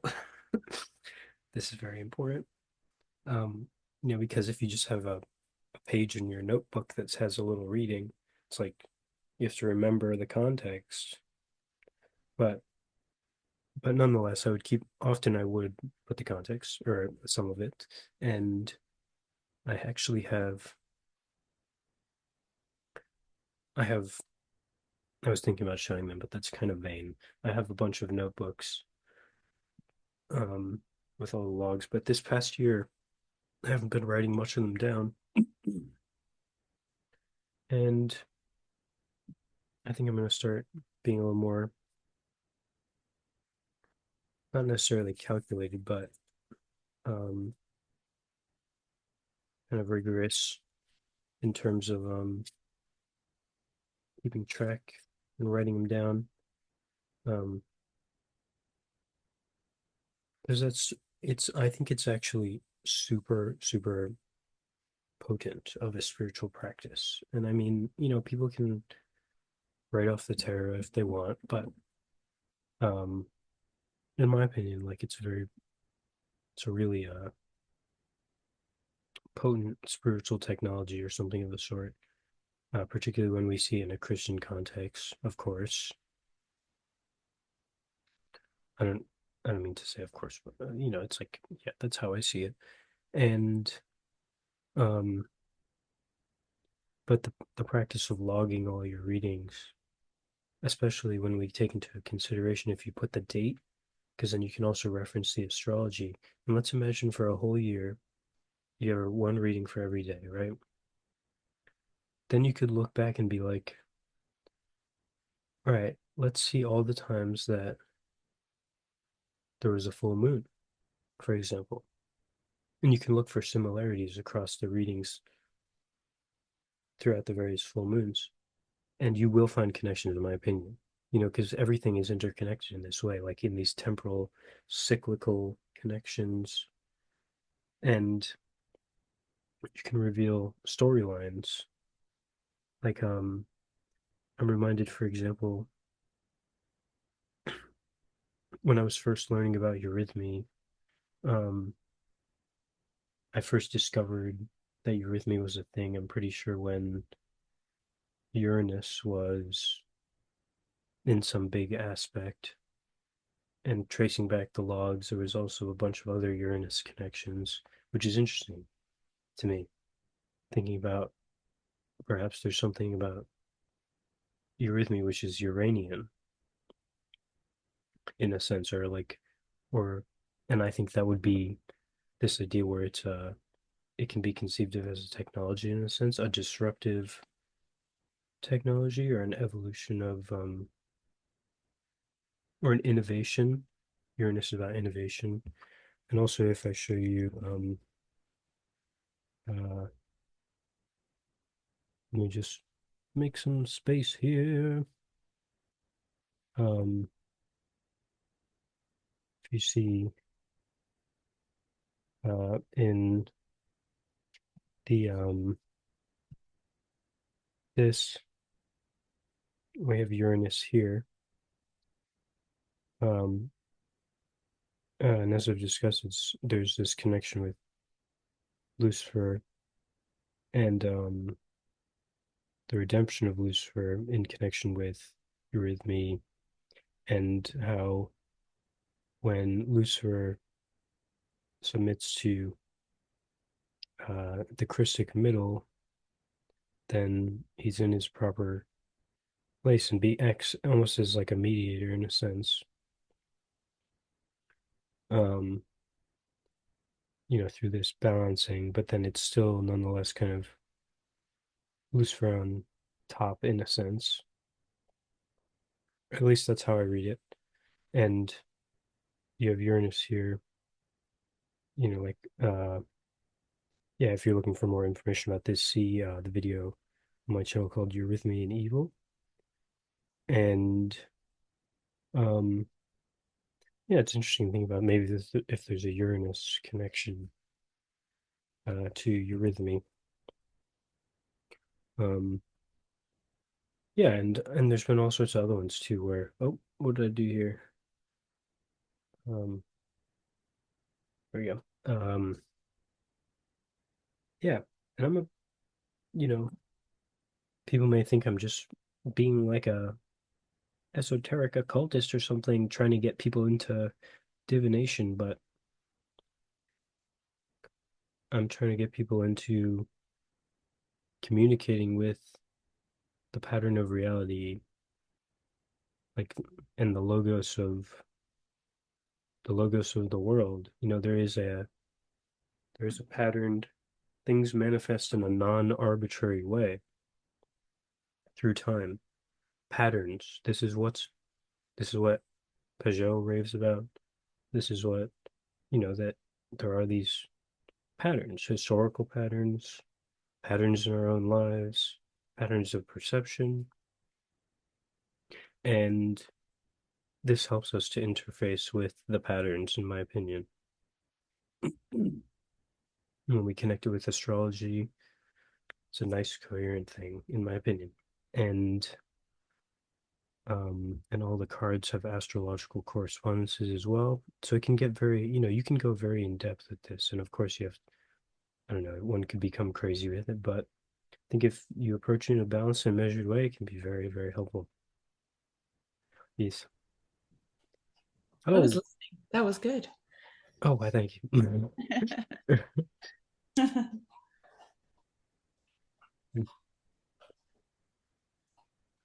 Yeah. So yeah, that's our. I definitely can see the new presidency thing in that reading there. That I makes know, sense. right? Yeah. Yeah. Yeah. That's what came to my mind when you were explaining the cards. I was like, oh. Yeah. This, I believe, I don't really know much about Aleister Crowley, Yeah. and but I'm pretty sure he called. I don't know if it was him or if it was just a writer, or if it was someone else, but called this card Truce or something like that. Yeah. I think, and Yeah, which is like what I said, ceasefire, hey? yeah, that's kind of, yeah. And also there's I think there's something going on in the stained class. I don't know exactly what it is, but there's like a there's a lady and looks like she's handing something to a child. I don't know what's going on there, but yeah, I don't know. It would be cool if there was some sort of truce, global truce. I doubt it, but well, I don't know, because yeah, the book of Revelation talks about a 3-year period of peace, 3.5-year period of peace, and then a 3.5-year period of war before Armageddon. I did not recall that. Yeah. Hmm. That's in the old dispensationalist charts that were hanging all over my house when I was a kid. Man, that's wild to think about. Like that you kind of grew up in that context. Like that's something I actually have been meaning to talk with. I was hoping to talk with Nate about it when I first was planning my first talk with Nate. One of the things that I put on the list was like, look at how bad things actually are in our modern time period or something like that, because as I mentioned to Grizz in my recent conversation with him, I think there's a lot of whistling past the graveyard. I think there's a lot of whistling past the graveyard going on, for sure. Whistling past the graveyard. That's a good one. Yeah. In terms of like people sticking their heads in the sand to the where we are in history. Like it gets touchy in terms of people have always said, we're in the end times, but I mean the signs are becoming increasingly, in my opinion, it's like I recently in that video, the 2025 part 3, I posted a playlist in the comments, and one of the videos was this stuff about the I mean, viewers may speculate on the cause of this, Tom. I couldn't possibly comment. That's right. That's right. We're talking about massive pathologies here. Yeah. And there's all sorts of stuff going on, like that's really a big one in my opinion, like the whole phenomena which began in 2020. This is a completely post-2020 phenomena. Yeah, I'm sure they're hearing about this phenomenon. Wouldn't you think that they would want to have some curiosity? We don't know what effect censorship had, but we do know that the censorship occurred, claiming that that was all disinformation. And that word, by the way, that's a word I hate, disinformation and misinformation. I think that those words, anybody who uses those words to indicate the presence of untrustworthy information is immediately suspect in my eyes, because those are propagandistic weasel words of the highest possible order. Misinformation and disinformation. It's like, first of all, who the hell decides that? I think that the terms misinformation and disinformation are unerring markers that the person who is using them has already become entirely confused about what constitutes the manner in which the world operates. I mean, first of all, who's to say who's wrong about what when the issues are contentious? There's not some board of overseers that has unerring insight into what constitutes the appropriate facts at hand. The world would be a very straightforward place if it was that simple. And I've seen the rise of these terms, misinformation and disinformation, over the last 2 or 3 years, and watched that with dawning horror, because the whole semantic substructure of that classification system is based on the presupposition that the dividing line between fact and fiction, or fact, fiction, and lie, is obvious to anyone with the proper objective stance. And the question is always begged, well, just who is this wizard that can see so clearly through all the murk, especially not post hoc?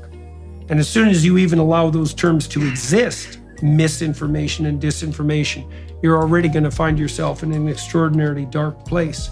And that's really the fundamental issue here. But in any case, Russian disinformation, okay, that was an outright lie. You want people to be able to make informed decisions, not decisions clouded by what I call covert activism, right? And yeah, or overt activism for that matter. Yeah, or misinformation or disinformation about what it means to eat healthily today. Ultimately, I don't care. If somebody wants to, otherwise known as lies. Yes, precisely. I'm a member of Congress. Everybody watching, listening would imagine I should know everything about how it works. Well, the fact of the matter is I do not. We have reached a point where truth is hard to discern, where people are condemned so quickly for having an opposing view that they're essentially silenced. And I think when I say we, I'm talking about all of us, progressives, liberals, classic and otherwise, left and right, conservative, libertarian. We need a platform by which we can have these conversations. Some of them are tough. I have different perspectives on a lot of things than you and you from me. But I am disappointed in any media that will not intentionally and with vigor promote and offer platform to opposing views. And that is why I'm deeply, deeply concerned, period. But also at like an international scale, I wonder about Revelation time-wise and stuff. I didn't really grow up in that context, and well, you could just Google dispensationalist chart. There's a timeline there for you for sure, but it misses it. It's a literal look at the not that the literal doesn't hold any water. That's because I think that all those things are true in a sense. At least that's how I like to approach it. But there's also an allegorical way to look at it too, right? Just as with the cards, right? Yeah. So, like the cards have literal meaning but they tell a story, right? Yeah. So. And it's not a one-to-one. No.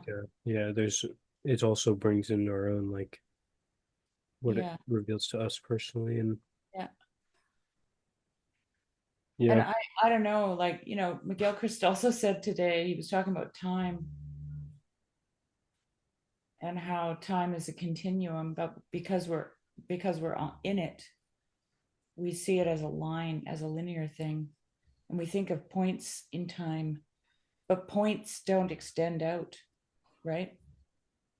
If you have points in a sequence, they're not attached to each other at all. Yep. Anyway, I just listened to it on the way home from town today. Yeah, I'm excited to check it out. It's so good. And it's the first of 3. Yeah. So I'm super excited. Yeah. Yeah, that's the time thing.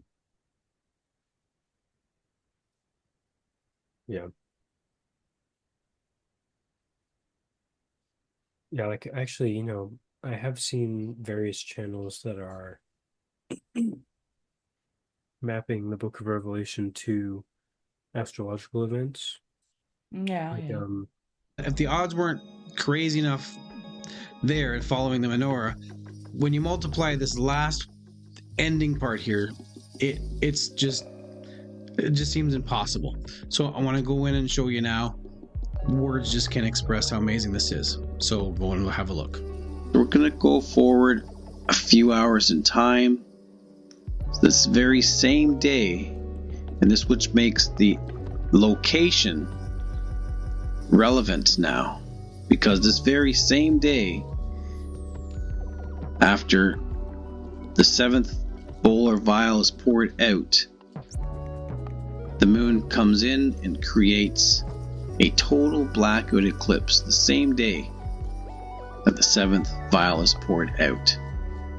And this eclipse is happening right in the mouth of the Lion of Judah, just like, if you remember back on the seventh seal happened when the moon was right in front of the mouth. Yeah, this is very reminiscent of that. I'm just going to go forward in time here. This day is shortened. This day is shortened because the sun is being totally eclipsed, blackout eclipse. So before the sun even sets, the sun goes dark. And as the sun sets, this day has been shortened. And people particularly referencing like the eclipses and full moons and stuff like that. Yeah. I don't have like a set opinion in this regard, but I've definitely seen some interesting and kind of compelling stuff, I mean, that's how my dad got saved when he first became a Christian. He read Hal Lindsey's book. What's it called now? The Late Great Planet Earth. I'm not familiar. It was a big book back in the 70s when it came out, and that my dad was reading that, and that was, shook him up, kind of thing. But there's something very Gnostic about that approach, because it's like whatever is happening is there's a tendency for people to feel like they have to like the ultimate coming of Christ is a way of escaping something, right? Like it's a way of like physically escape, like Jesus is going to come. Yeah, talking about like rapture. There's going to be a rapture, yeah. Right? And then there's going to be a tribulation and all this stuff, right? Yeah. Might as well just await the rapture. Meanwhile, don't say any cuss words, otherwise you won't get to go to heaven. All right? In other words, basically causing everybody who should be fighting against what is happening to regress to an infantile state, a state of hopelessness, where they simply allow it to happen. Now, what percentage of the Christian population do you think ascribes to this? In the United States, unfortunately, it could be a numerical majority that subscribe to this. It's dispensationalism. I mean, the Baptists, which are a very, very strong denomination, both the Midwestern and Southern Baptists subscribe to this nonsense, and many other denominations do as well. So we're in trouble. Unless really these people can be snapped out, because they're the ones who are supposed to be fighting. They call themselves Christians, but see, the whole essence of Christianity is that we have moral responsibility for the world. That means that we create the world. We actually help in its creation. Dispensationalism is meant to make you believe that no, actually, there is no such thing as free will, and this is all going to go down as written in prophecy. You don't really have free will, so you might as well just resign yourselves to what's going to happen. This is antithetical to Christianity. This idea that there will be like a definitive. And so it's like there's no way to tell that story without making the earth that we live on a place to escape. And I think that because of the Lord's Prayer, it's on earth as it is in heaven. It's a marriage of heaven and earth. Yeah. Right. Yes. So the danger that I see with these timelines and this kind of Christianity is, and I see it with family members who say things like, "Oh, Lord Jesus, come quickly," because they just want to get away. They want to get away from it all, right? But there's that thing that we were talking about earlier with McGilchrist, where he's talking about how do you play the music on the instrument. You have to put tension on the strings, right? And that's where the beautiful music comes from. It actually arises out of the tension, right? And then the whole idea from Michael Meade of chaos birthing creation, right? It like there's no creation without chaos.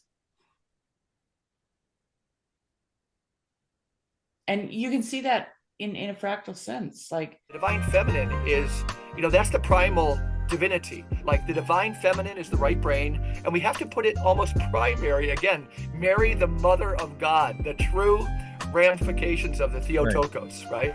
That I think we're going through something very, very epical like that. It's in slow motion, but it's a much bigger return to earth, as your point, nutrition and things like that. It's usually within the chaos that we become the most creative, right? Because we have to find ways to create beauty out of it, like so that we can't live in the chaos. We have to pull something creative out of it in order for us to actually have any meaning in our lives, right? And the particular phrasing of the story also is important, because it's again that God said, right? So that's the use of that word, and that's the active element of the structure that gives order to chaos. It's something like that. So it's like the spirit of the structure manifests itself and produces the fundamental divisions of experience. That's what's being presented here. And God separated the light from the darkness and called the light day, and the darkness he called night. And again, the fact that things are named is also very important. So you see this later with Adam, because God gives Adam the job of naming all the animals, and it's sort of like the animals don't actually exist in some sense till they're named. And that's another indication of the authors of the Bible's attempt to come to terms with the fact that our cognitive faculties and our ability to speak have something to do with the way that we cast chaotic potential into actuality, right? Because we can't really get a grip on something before we have a name for it, which is why, for example, you all have names, and everything that you encounter has to have a name, because before it has a name, it's just kind of part of the blurry background. It's something like that. And you could say it exists before it has a name, and that's true, but it's also true that it doesn't exist before it has a name. Because as soon as you give something a name, its nature changes, and you've transformed it into something that's not so much mere potential anymore, but it's at least on its way to being actuality. And so the act of naming is repeated continually in the first chapters of the Bible, and the reason for that is this continued emphasis on the importance of consciousness and conscious articulation and speech. You can say that we're just like ants on this little trivial planet out on the edge of one of 100 million galaxies, and that what's happening here has no cosmic significance. But that's an arbitrary proposition, I mean, we're very complicated things. Yeah, and there has to be like it's just, also in Judaism, right? It's that we are called to raise the sparks, and ultimately to like spiritualize everything through us, like in a way, like to by the way we counter it and by our participation in it. And yeah, that's also, I think about, like, we're not going to be raptured off to, like it's that, I don't know, to me, it's so obvious that, like, it's not, Yeah. like, I do imagine there will be kind of some sort of, I don't know about jarring, but like some sort of definitive shift with regard to the return of Christ. Like, but I do kind of, to me, it's just obvious that like he showed the way, and now we're supposed to follow the way. Like we're supposed to, that we are supposed to be Christ in the world, and that we are, Well, that's we are all to be sons of God, and sons and daughters, and like how creation groans and waits for the sons of God to, and the Yeah. redemption of the body. Yeah, and the groaning and waiting is a birthing metaphor. Yeah. And There's you're a born, birth happening. Yeah. Creation is birthing us. yeah, out of the womb, yeah. Yeah. So And there's it's like this it's not, beautiful yeah. there's this beautiful line from George MacDonald. I have to grab my glasses.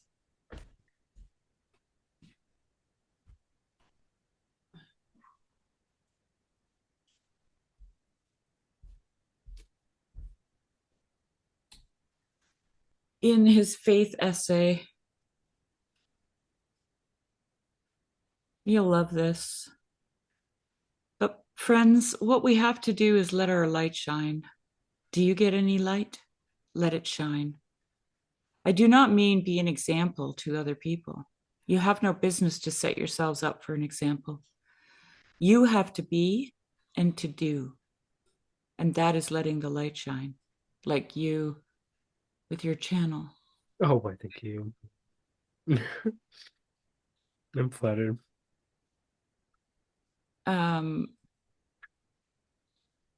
If a man does that, oh no, sorry. Christ is God, the all in all, or nothing at all. If we were as the bush, if every Christian were as the bush that burned with fire, that would be the shining our light before men. Atheism would soon vanish. Unbelief would draw in its horns, reproved, judged, condemned by the very presence of faith.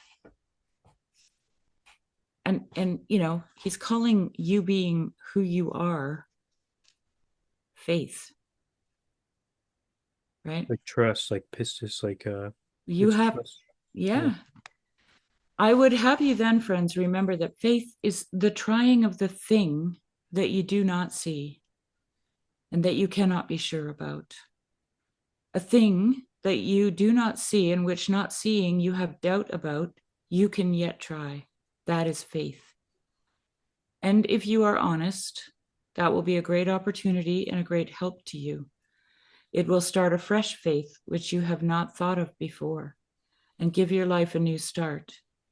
Faith is intended to put to the test the unseen world of truth, love, law, hope, redemption. God grant us all faith to carry on from point to point till the faith shall vanish into light, and we never have to think about faith more, nor to think about church more, nor the Bible more, nor prayer more, but our whole being shall be a delighted consciousness of the presence of God and his Christ.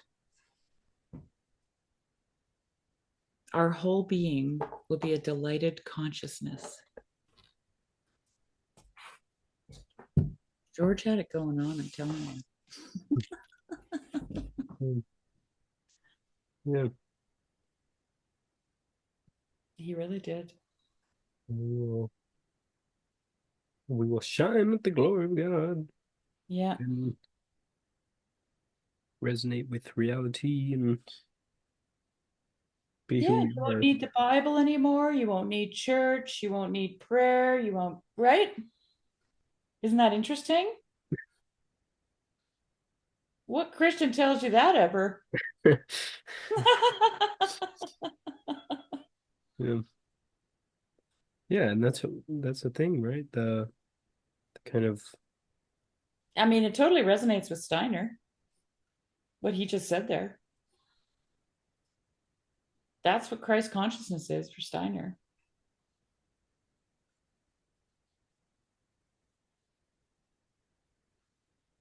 Yeah. the this is very deep stuff. And I'm also, I think if my share of alcohol for tonight. You're good. It's very interesting. Mm-hmm. Like the post the participatory gospel rather than like the propositional, like the post propositional gospel or something, that we are the word of Right. God. Like, the word of God is not just written, but it's also the book of nature, right? And like then we embody, and it's like that you access the wisdom of God through everything. It's not just through the Bible, Yeah. and that's around the corner. It's right. Yeah. We're Yeah. shifting into it gradually, and Yeah. I mean, we're not just divided from God, we're divided from the wisdom of God in the sense that we don't understand. I get the feeling when I listen to people talking, that they don't realize that they are creation. Like, yeah. And the like body, they are, the body is always connected with reality, but we abstract away from the they body. are the created, right? And so they are not any different than the rest of creation in that sense. Meister Eckhart has that thing that he wrote about Be the Stone. I just read it to my sister yesterday. And the first line is 2 words and a period. And it says, be yourself. Yeah. And then he compares that to the stone. He says the stone moves downward. That's what the stone does. Sometimes it rests in high places, and sometimes it gets shifted, but wherever it goes down. And in doing this, it loves God. Mm-hmm. Because it's being a stone. Yeah. It's being itself, Yeah. right? And that's what George MacDonald is saying with shining your light. Be yourself. Yeah. Right. And we've talked about it a bunch as well in connection with the idea of like the Garden of Eden and animals and such, about how it's like if I don't know, I think about like the eschaton in some senses, like or not just the eschaton, but like that the new heavens, the new earth or something, like I don't know. I'm stumbling over my words. Well, I always, It's also how I think it's about also that, one John? it's also Oh. one it's also 112, but so I'm stumbling a bit here, but Yeah. it's just this idea that like we already live in paradise, and like Yeah. miracles are happening, but like we kind of just aren't really in accordance with that reality, and like but like when we are abiding as who we are, or how we really really are, and we're like saintly in that regard, because when we really really are who we are like Christ essentially. And then the animals don't attack, and creation, you might even be able to walk across lakes and such, Yes. because we live in like paradise essentially, but like we kind of just mess it up. And I don't know, there is still an angle in a sense where like and that doesn't mean that there would be no suffering and death, even perhaps maybe even But death. there would be no differentiation. Yeah, like death is a differentiation, eh? There's such a great line in here from what's his name now? John O'Donohue, that illustrates this. Let me just read it. It's just short. Oh, there it is. Oh, go back. There. He says,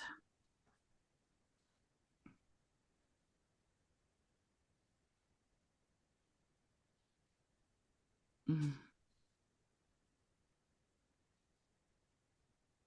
I need my glasses again. Everything, there is huge pathos in the imminent departure of the world. Secondly, each of us lives in our body. That's a thing we can't doubt. And everything that happened to you in your body. All your feeling, your delight, the danger, the confusion, the beauty, the questioning, the illness, the happiness, the athleticism, everything happened in your body. Your body is actually your clay house in the world.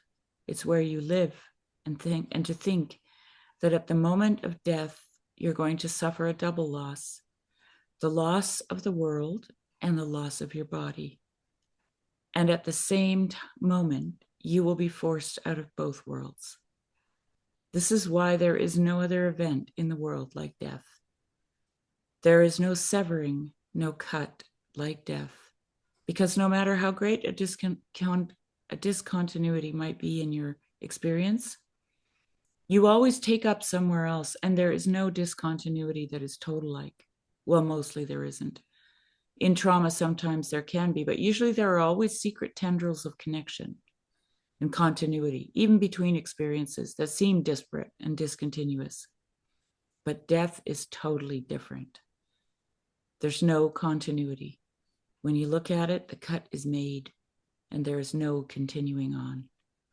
It's an amazing total kind of discontinuity, and it's very strange for that reason to try to come to terms with the disappearance of a loved one.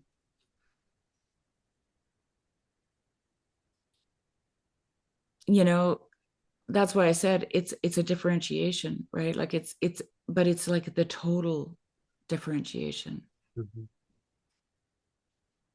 But it's only through that you actually can live. It's only through death that you can live.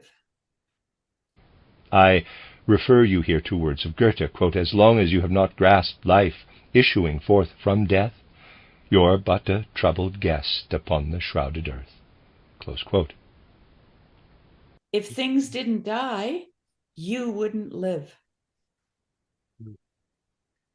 It also reminds me of perhaps I have a little bit of a critique in a sense for him where it's that I think the other thing, it's not just death, but also there's a likeness between death and sleep, right?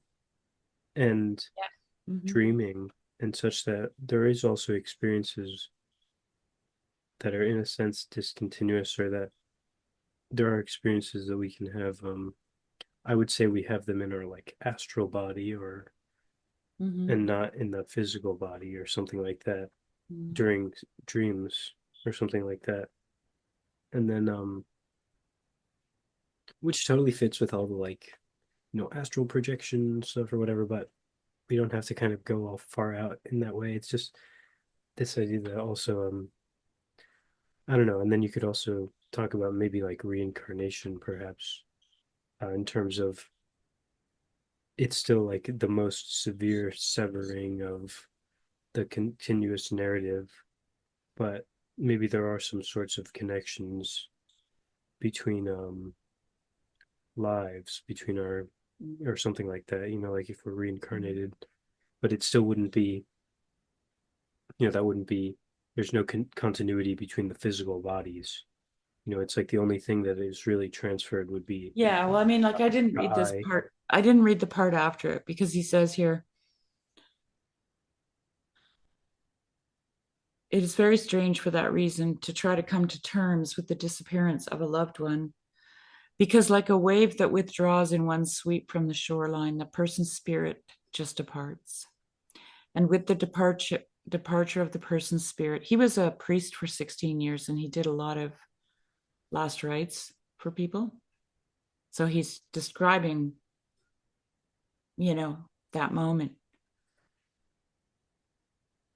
With the departure of the person's spirit, everything else collapses. The memory goes, the breath goes, the body goes, the thought goes, eros, dreams, eyes, touch. They all collapse with the actual vanishing of the spirit. And nowhere else in creation does an ending take so much in one strike. If someone were to say to me, "What's the most remarkable thing you've ever heard?" I would have to say that the most remarkable thing I've ever heard was that there is death.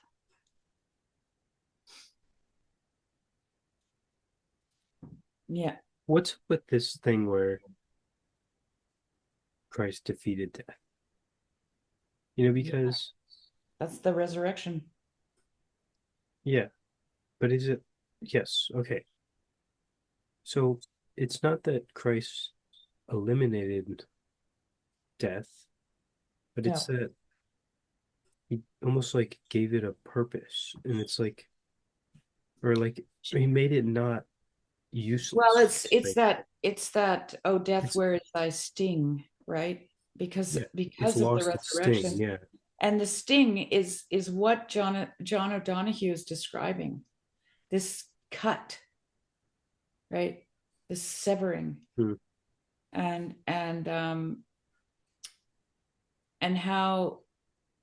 how death is this totalizing differentiation.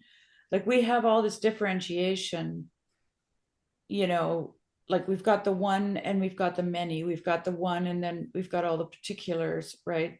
And there's this dust. Well, yeah, there's just a diversity of disorganization of the one. It's like your body is a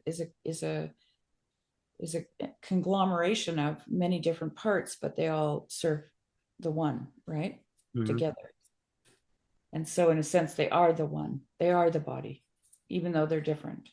McGilchrist talks about that in that Sophia lecture too. He talks about how, there's an embryo and it starts to form, and the first thing that you see is the heart beating.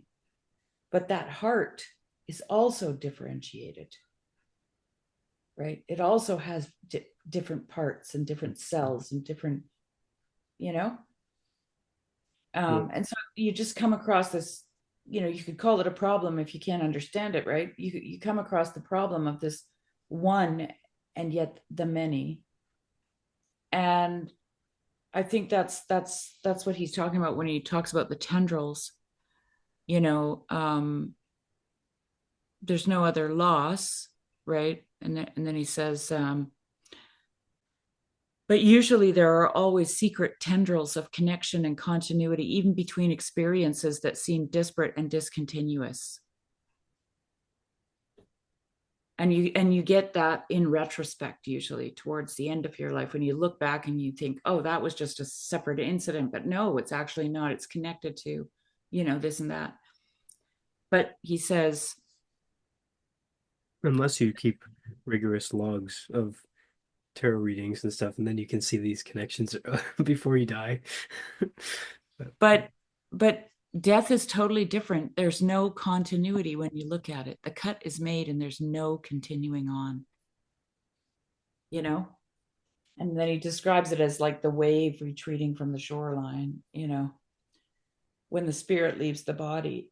And I saw that, when my husband died in front of me, like his breath went. I saw it, and his body just deflated like a balloon.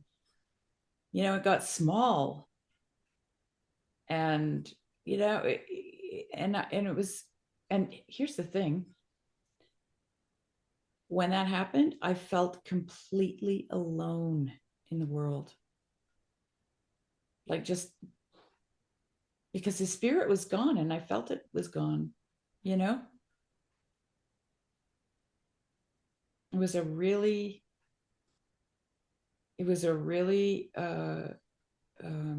palpable and terrifying experience, to suddenly feel that someone is gone, you can feel it.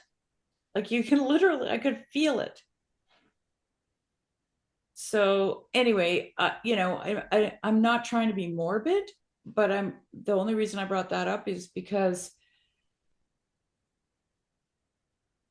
this is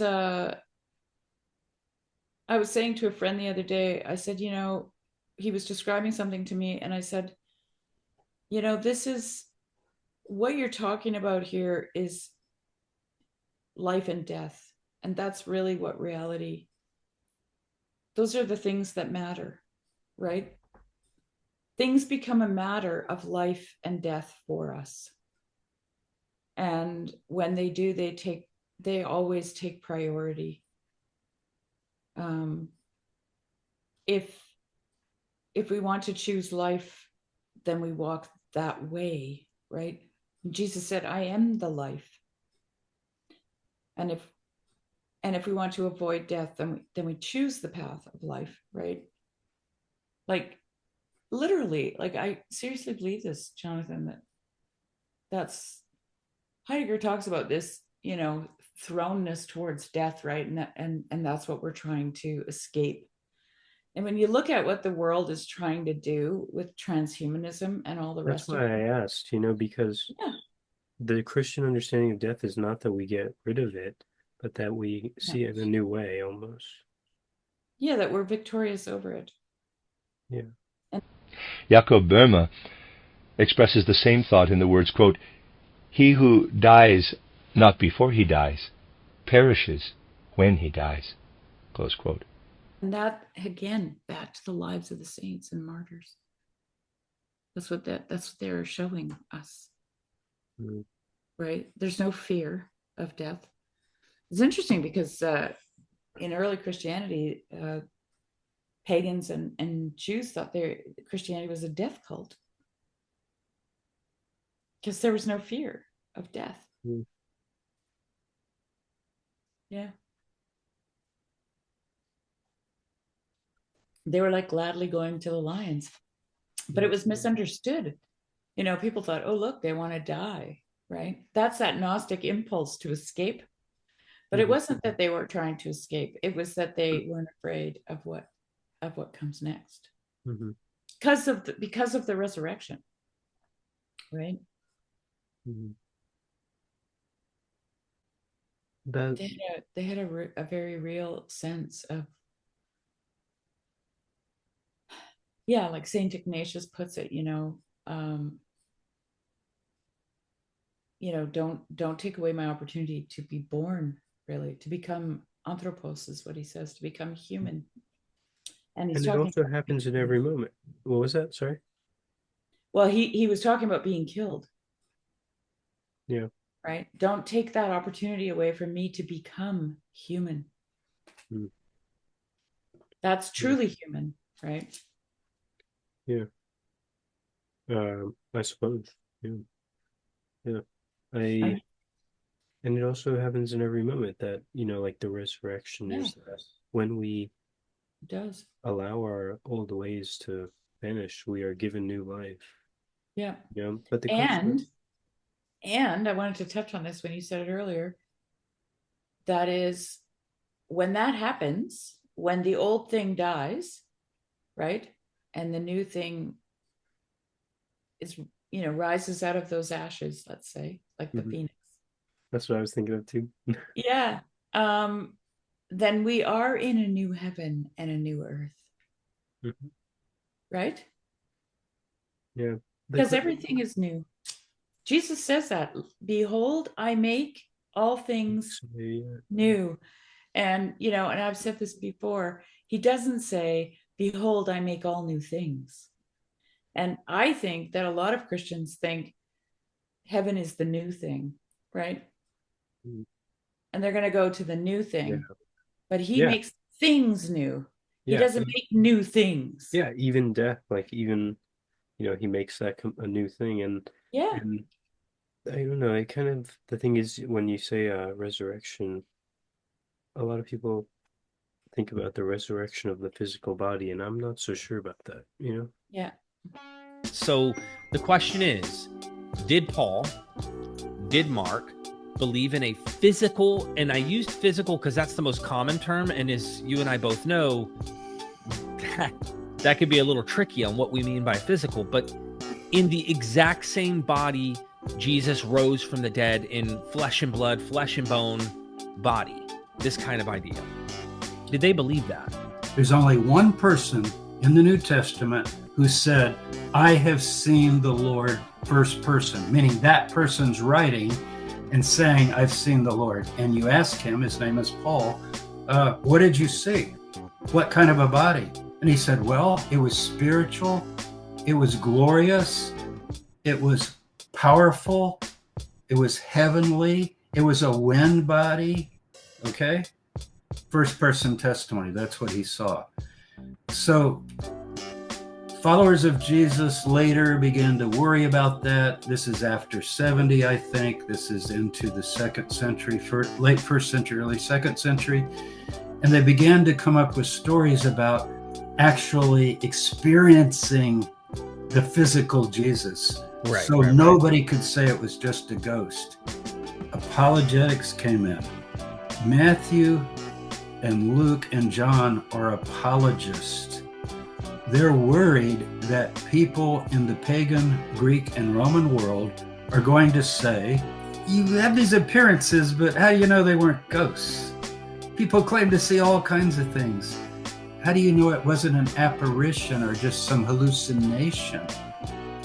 And what happens is the Christians began to come up with other stories in that interim period before he's taken to heaven. So I think it's pretty clear that the earliest Christian view of resurrection faith was not a resuscitated corpse or physical body appearing for 7 days in Jerusalem and later in the Galilee and convincing them, touch me, let me eat with you.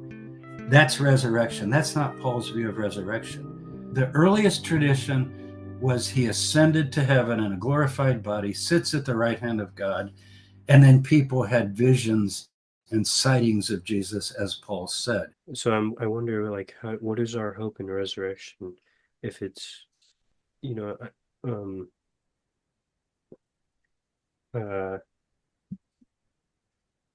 if it's not the physical body, you know,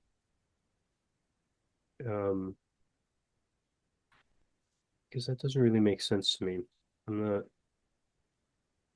especially when I like the way I conceive of Christ's resurrection was that he was kind of revived in like an etheric mode or something, such that like he lives on as a unique individuality, like the person of Jesus Christ lives on in the etheric or something, and then he's showing up in the garden, be like, "Yo, I'm back!" Like, and but you know, it's not a physical. That's the thing. So I wonder about like, is that the Well, actually, though, like that's the whole point of Thomas, right?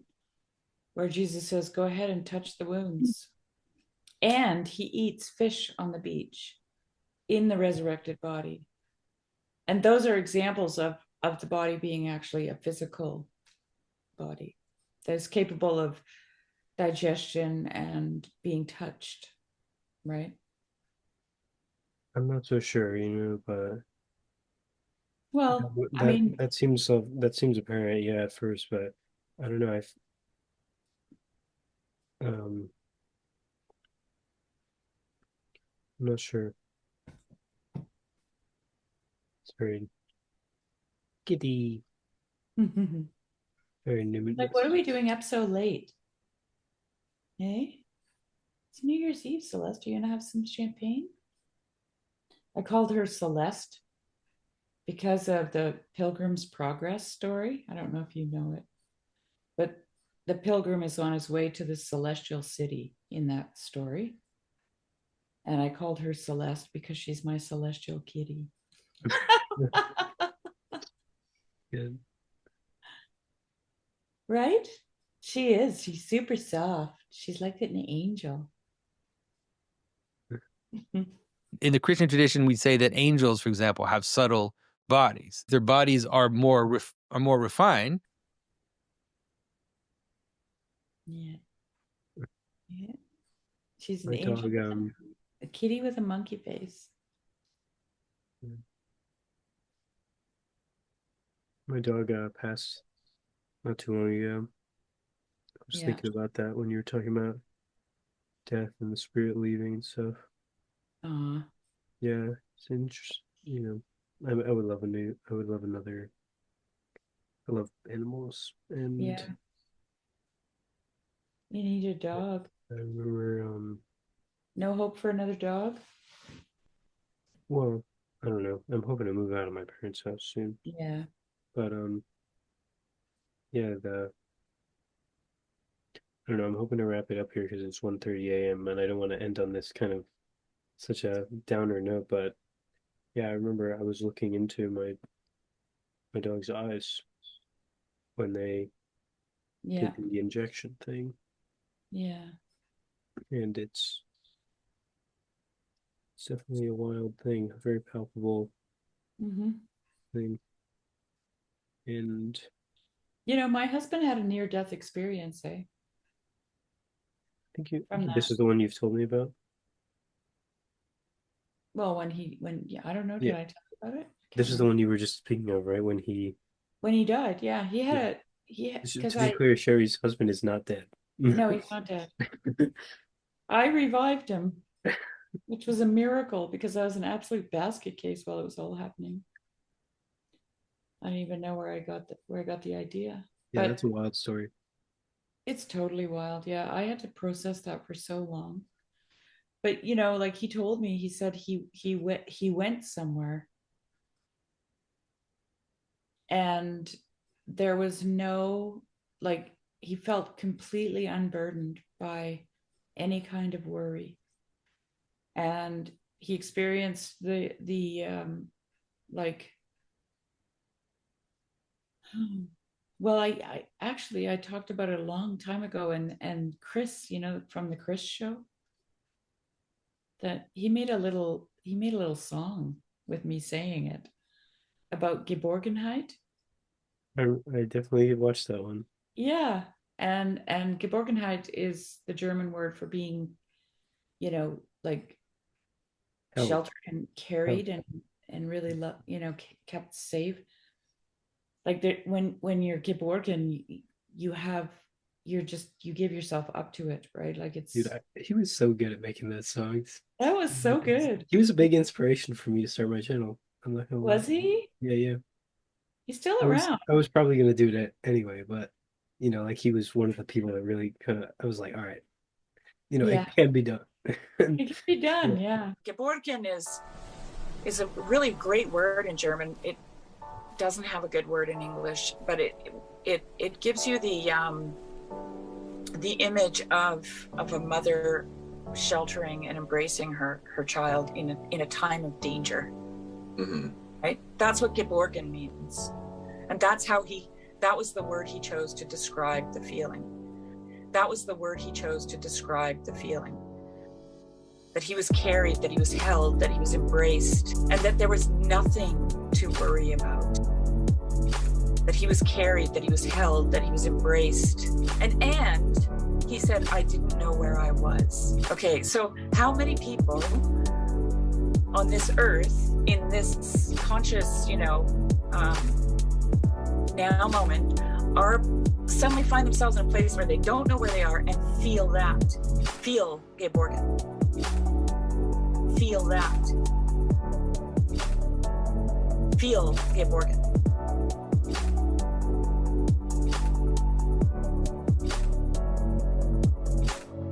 That's not how you feel when you find yourself in a place suddenly that you don't know. That's not familiar, right? If it's not familiar, then you're scared. Yeah. So, and then we were talking to our son the other day, and my son was asking he was asking his dad if he were to get sick with COVID, because my husband's not vaccinated, and you were going to die, would you be bummed out if there was no room for you in the hospital? And my husband said, I wouldn't go to the hospital. If I was going to die, then I would die. And it would be okay. It's okay because you know what? That happens. Yeah. If you save your life, you will lose it. And if you lose your life for my sake, you will save it, right? In light of what's going on right now, I don't think we can see that more clearly, that he was carried, that he was held, that he was embraced, and that there was nothing to worry about. That he was carried, that he was held, that he was embraced. And he said, I didn't know where I was. Okay, so how many people on this earth, in this conscious, now moment, are suddenly find themselves in a place where they don't know where they are and feel that. Feel, Gabe Morgan. Feel that. Feel, Gabe Morgan. Feel that. Feel, Gabe Morgan, that if you attempt to cling to life the way the world is right now, you lose it. We think that we're the victims of death, and that death is an aggressor, but death is not. Death is our friend, right? Death is what transforms us. Feel that.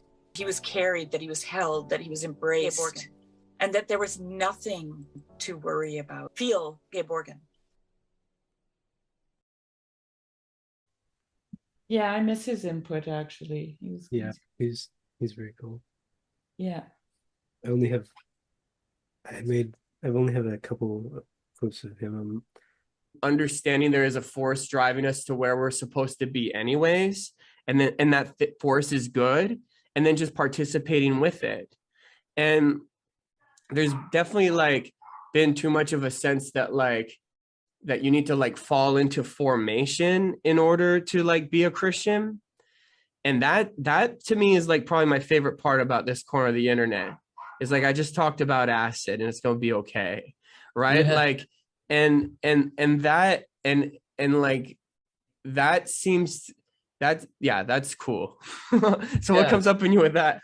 There's a clip of him on my channel called Sacredelics, where he's talking about psychedelics, and it's kind of I don't know, I think it was from a live stream, and he was I don't know, I hope he doesn't mind that that's the only thing I've because it's not, obviously he has a lot more thought than that. I'm uncomfortable with with it belonging to the government, because I don't think the government will properly use it, and I'm uncomfortable with capital, it being put into the capitalist market, because I think it's the wrong incentives. You don't prescribe a psychedelic. You don't prescribe it. If you were to buy it, the warning label should have a whole, you need to do this, this, and this in order to, before you take this. It's not a warning label. And then the experience that you have is mystical in nature. So to me, there's only one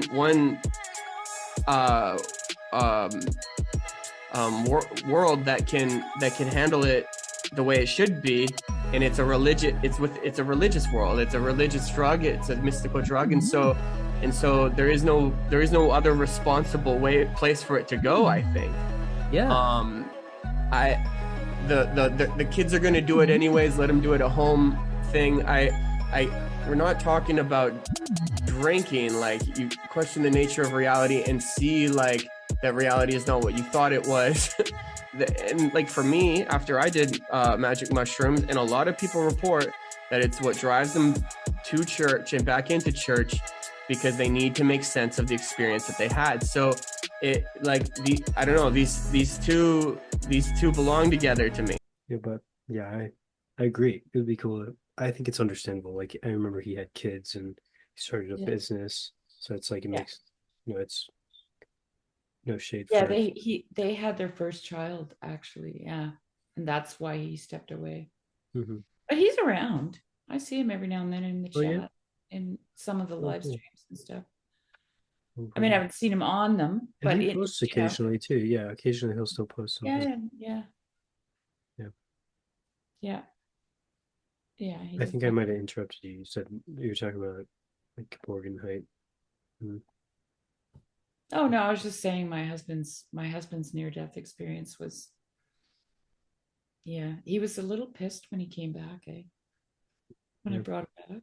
Yeah, Nate talked about his wasn't like a full blown thing, but he also had that sense where it's like, oh, it's nothing to worry about.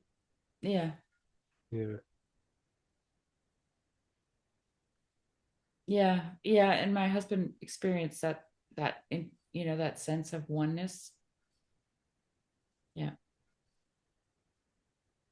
So anyway, this is just interesting. Yeah. Fear not. Fear not, fellow humans. Yeah. 2025. The winter. I'm joking. I was just reminded of the whole winter of death thing. The winter of death. Joe Biden did that thing. It's gonna be a winter of death for the unvaccinated. Yeah. But perhaps we'll have a year of reprieve, life, and a little bit of a truce. Yeah, Trump will That usher would in be a good. new change. Yeah. Are you working tomorrow? No, I'm off. I'm not.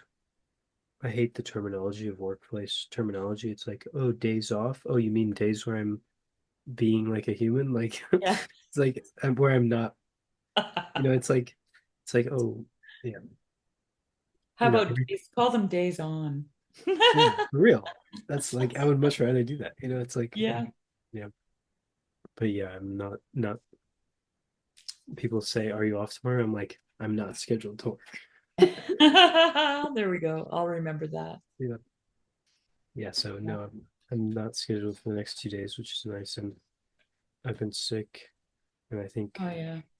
Yeah, it's been a nice little break.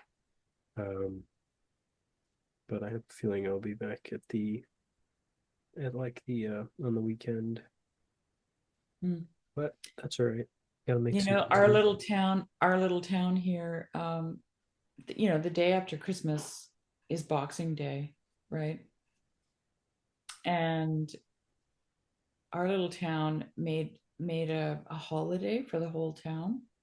So all the businesses are closed the day after New Year's. Oh, nice. They call it Wrestling Day. It's like January 2nd? January 1st. Nice. Yeah. Why do they call it well, because Boxing Day, right? So it's like oh boxing. yeah, that's good. That's good. And then they made January 1st Wrestling Day. Only in this town. Nice. That's hilarious. More local holidays, please. Mm-hmm. Yeah. Yeah, it's probably a cowboy. Was a cowboy joke, right? Obviously. So, yeah. Mm-hmm. There's this road off of my road, and it just goes into the bush, and it's like two dirt tracks, for tires. And in the spring, it's like super muddy, and guys go in there with their 4x4s and just mud up their trucks like big time, eh? And the road's called Racetrack Road. And like I was supposed to go to my neighbors for dinner tonight, but I canceled. And their Uncle Jess is there, and he's just a old cowboy from back in the day. He's like, what is he? He must be close to 80 by now, but he doesn't look it. And I asked him once, I said, why is it called Racetrack Road, Jess? He goes, oh, we used to race horses back there. They had like a circular track. And there was so many more people living in this area, because a lot of people just squatted at the time, like back in the day in the 60s and in the 50s. And they would go back there and they'd race horses and bet, and they'd fight boxing, eh? They fight each other. Mm-hmm. Jess was, one of the top boxers, eh? And they made money doing that. Mm.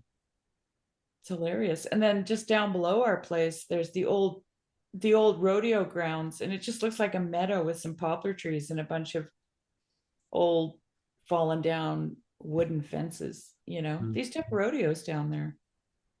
Just, I like to think about how vibrant this little place was. And then one of the neighbors down at the bottom of the hill, they have what used to be a storefront and a post office. And then next door is an old log building, and it was the schoolhouse.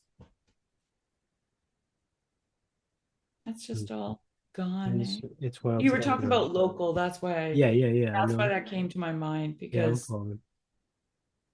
there was like a little, like there was like a real local little thing happening here at one point. It's all gone now.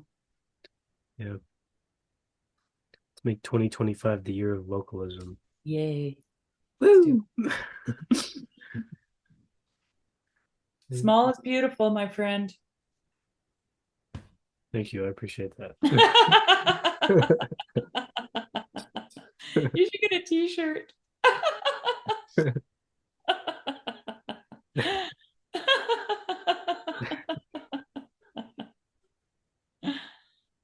Well, I should let you go. Yeah, I think it is 1:40 a.m. Yeah, I think I'm trying to wrap it up. Yeah. Is it getting close to I'm the last person in the world to celebrate New Year's. We still have another hour, right? Still got another hour, damn it. Yeah. Tony in New Zealand, I was talking to him last night. He already had New Year's. Yeah. I've never he didn't have it yet when we were talking. He was going to the New Year's Eve party. Yeah. That night. I've never been talking with somebody from a different state while New Year's happens. It's like from a different time zone. That's an interesting thing. Oh, it's so weird to talk to people in Australia because they're a day ahead. Yeah. Like they're way in the future, right? Not just a few hours. In a sense, yeah. It's like it's so interesting to think about. Like how it's like kind of arbitrary in a sense, but it's also kind of not, Yeah. It's like they're not in the future, that's all happening now, but it's like they also kind of are. Yeah. It's weird. Yeah, it is weird. I know, but that's because we don't really understand time. Yeah. Honestly, I think. Hmm. Yeah. Anyway. Well, this has been great, Sherry. It's been nice to hang out on New Year's Eve with you. I feel honored. Happy New Year. Happy New Year. Happy 2025 to you. Same to you. I'm not going to say it yet. I don't want to jinx mine yet. Yeah. Thank you for hanging out with me. Yeah, thank you for hanging out with me. Yeah. Really nice. My pleasure. Yeah. And I wish you a wonderful Happy New Year. Yeah, you too. Let's see what happens. Yeah. Indeed, with open. Take it as it comes. Open. Yeah. Lean in. Lean in. Mm-hmm. Yeah, maybe I don't know if you can use that song in this video, but that's what I was just thinking. I think I'm going to try and put it in at the end. Yeah. That'd be cool. Yeah. It's such a good poem. I love the line in there where he says, "Society is just a clearing in the forest." That's a classic. Whoa. Yeah. That's one of my, I've been saying that for years. I bet. Yeah. It probably came from someone else, right? But I remember I had this one particular experience where I was sitting in the center of my town, and there's a fountain with a very small park type of thing, and there's streets basically on all sides. And I was sitting there, and there's looking through like the few trees that remain, right? And seeing it, and I was imagining like there was a truck going by. I was like imagining this truck just driving through the forest, but like if there was more trees. And it's like this is all, we're in the woods. Yeah. But it's all kind of, it's a virtual reality that we construct. Yeah, and yeah. This is how I think about like cities in a sense, is that they become so virtualized or like so artificial or something that they're not one with or it's hard to remember that you're still in just a clearing in the forest. Yeah. It's a beautiful one. I agree with you. If we don't, like when we were evacuated for 6 weeks in 2017 from our house, So we weren't here for 6 weeks, and it was in the summer. It was June, July, or What'd you do July. with your animals? We took our goats with us, and we just let our horses out. The gate was open down there, and then a neighbor called and said, your horses are still on your property. Do you want me to close the gate? And if the fires get too close, because he was hanging out at his place, he didn't leave. He said, if the fires get too close, I'll just open the gate so they can get out. Because they'll just run away, you know. But the thing is, there's so much wilderness here that if my horses buggered off, I don't think I would have ever found them again. So I said, yes, please close the gate. And we kept in touch, you know. And then I bought, because we didn't leave for the first week of the evacuation. Everybody was gone like a week before we did. And I went and bought like 5 bags of cat food. And I just cut them open and left them outside. We had 3 cats at the time. Mm-hmm. And cats will actually like pace themselves, right? Like dogs will just eat oh them. yeah. Cats can't do that, yeah. And they mouse and stuff too, right? Mm-hmm. Cats are pretty able to survive. Like they'll go feral fairly quickly if they have to, you know. And took the dogs, and then took the goats, and then I didn't have the sheep at the time, and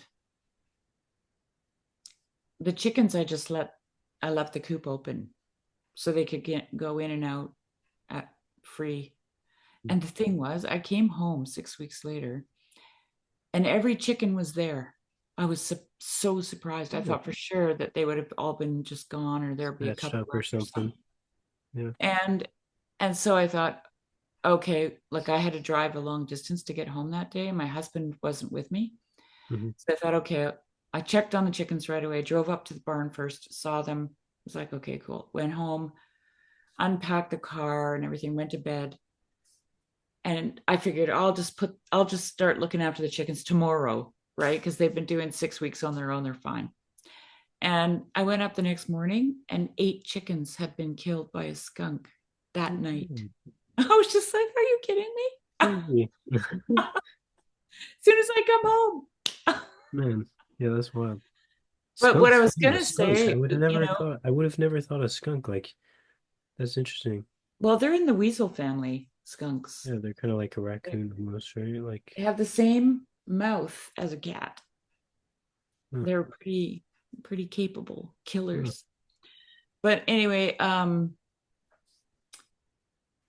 what I was going to say about that was the society is a clearing the forest. You should have seen the trees that had grown up in my yard, like little saplings, in that 6-week period. Really? Like I said to my husband, man, if this place was abandoned, it would be in a forest in just like that. Yeah, it's wild. It's crazy. Yeah. Just like that, you know? Yeah, like last year, we didn't cut our grass in the back and on this side of the house for the longest time because there was flowers in there and that my geese like to go in there, and I just wanted to leave it for them. But in the back here, because we've got poplar, and poplar like to spring up around them, like they'll out of the root system, they spring up new trees. They grow really fast. And so back here, I was like, I better go with the lawnmower before I have to start using the chainsaw on these things. They just come up so fast. Yeah, it's wild to think about. Oh, I got to show you a book I bought. Wait. Sure. Speaking of which, where did I put that in? I'll have to show it to you later. I think I took it downstairs. I got it at the Salvation Army, and I just had to take it home. I don't know what I did with it now. I'll show it to you later, Jonathan, but remind me, because it's a story of a man who lived alone, and he carved 3 wooden dolls for himself, and they had names. And he said, it says in the story that he used to talk to them, but they never talked back because they were just wooden dolls, you know. And it's really beautifully illustrated. And he had them sitting in the window and looking into his garden. And so when he was working, he would look back at them and they would all be in the window. Mhm. And then one day he left and he never came back. So he died probably, right? And then the whole forest just grew up around the house and covered it completely, and vines grew around the dolls, and and then this family comes and they discover the house and they decide, and the dolls are excited, right? And then it's kind of from the dolls' perspective. It's such a beautiful story. Cool. And then so the family shows up and then they leave and they don't come back for a whole year, and then they come back and they start cleaning up, and then the child in the family finds the dolls and she cleans them all up and repaints their faces, and and then puts them back in the window. It's such a beautiful story. I'll have to show it to you when I get it. I don't know what I do with it. I lost my really good glasses too. Like I have these are just reading glasses, but I have glasses that I use for driving, and I can't find them anywhere. I have no clue what I did with them. That's one of the other things that my parents got me for Christmas. They repaired my sunglasses. It's cool. Nice. All right, you. All right. I'm hanging on by you. I Right, can this see it. has been really great, Sherry. I enjoyed this conversation a lot. Yeah, me too. And thank you so much. Thank you as well. And I wish you again happy New Year. Yeah, you too. All right. Lean in. Talk to you Lean in, soon. everybody. I'm going to put that in right here if I can. All right. Bye, Jonathan. Bye, Sherry. Bye-bye.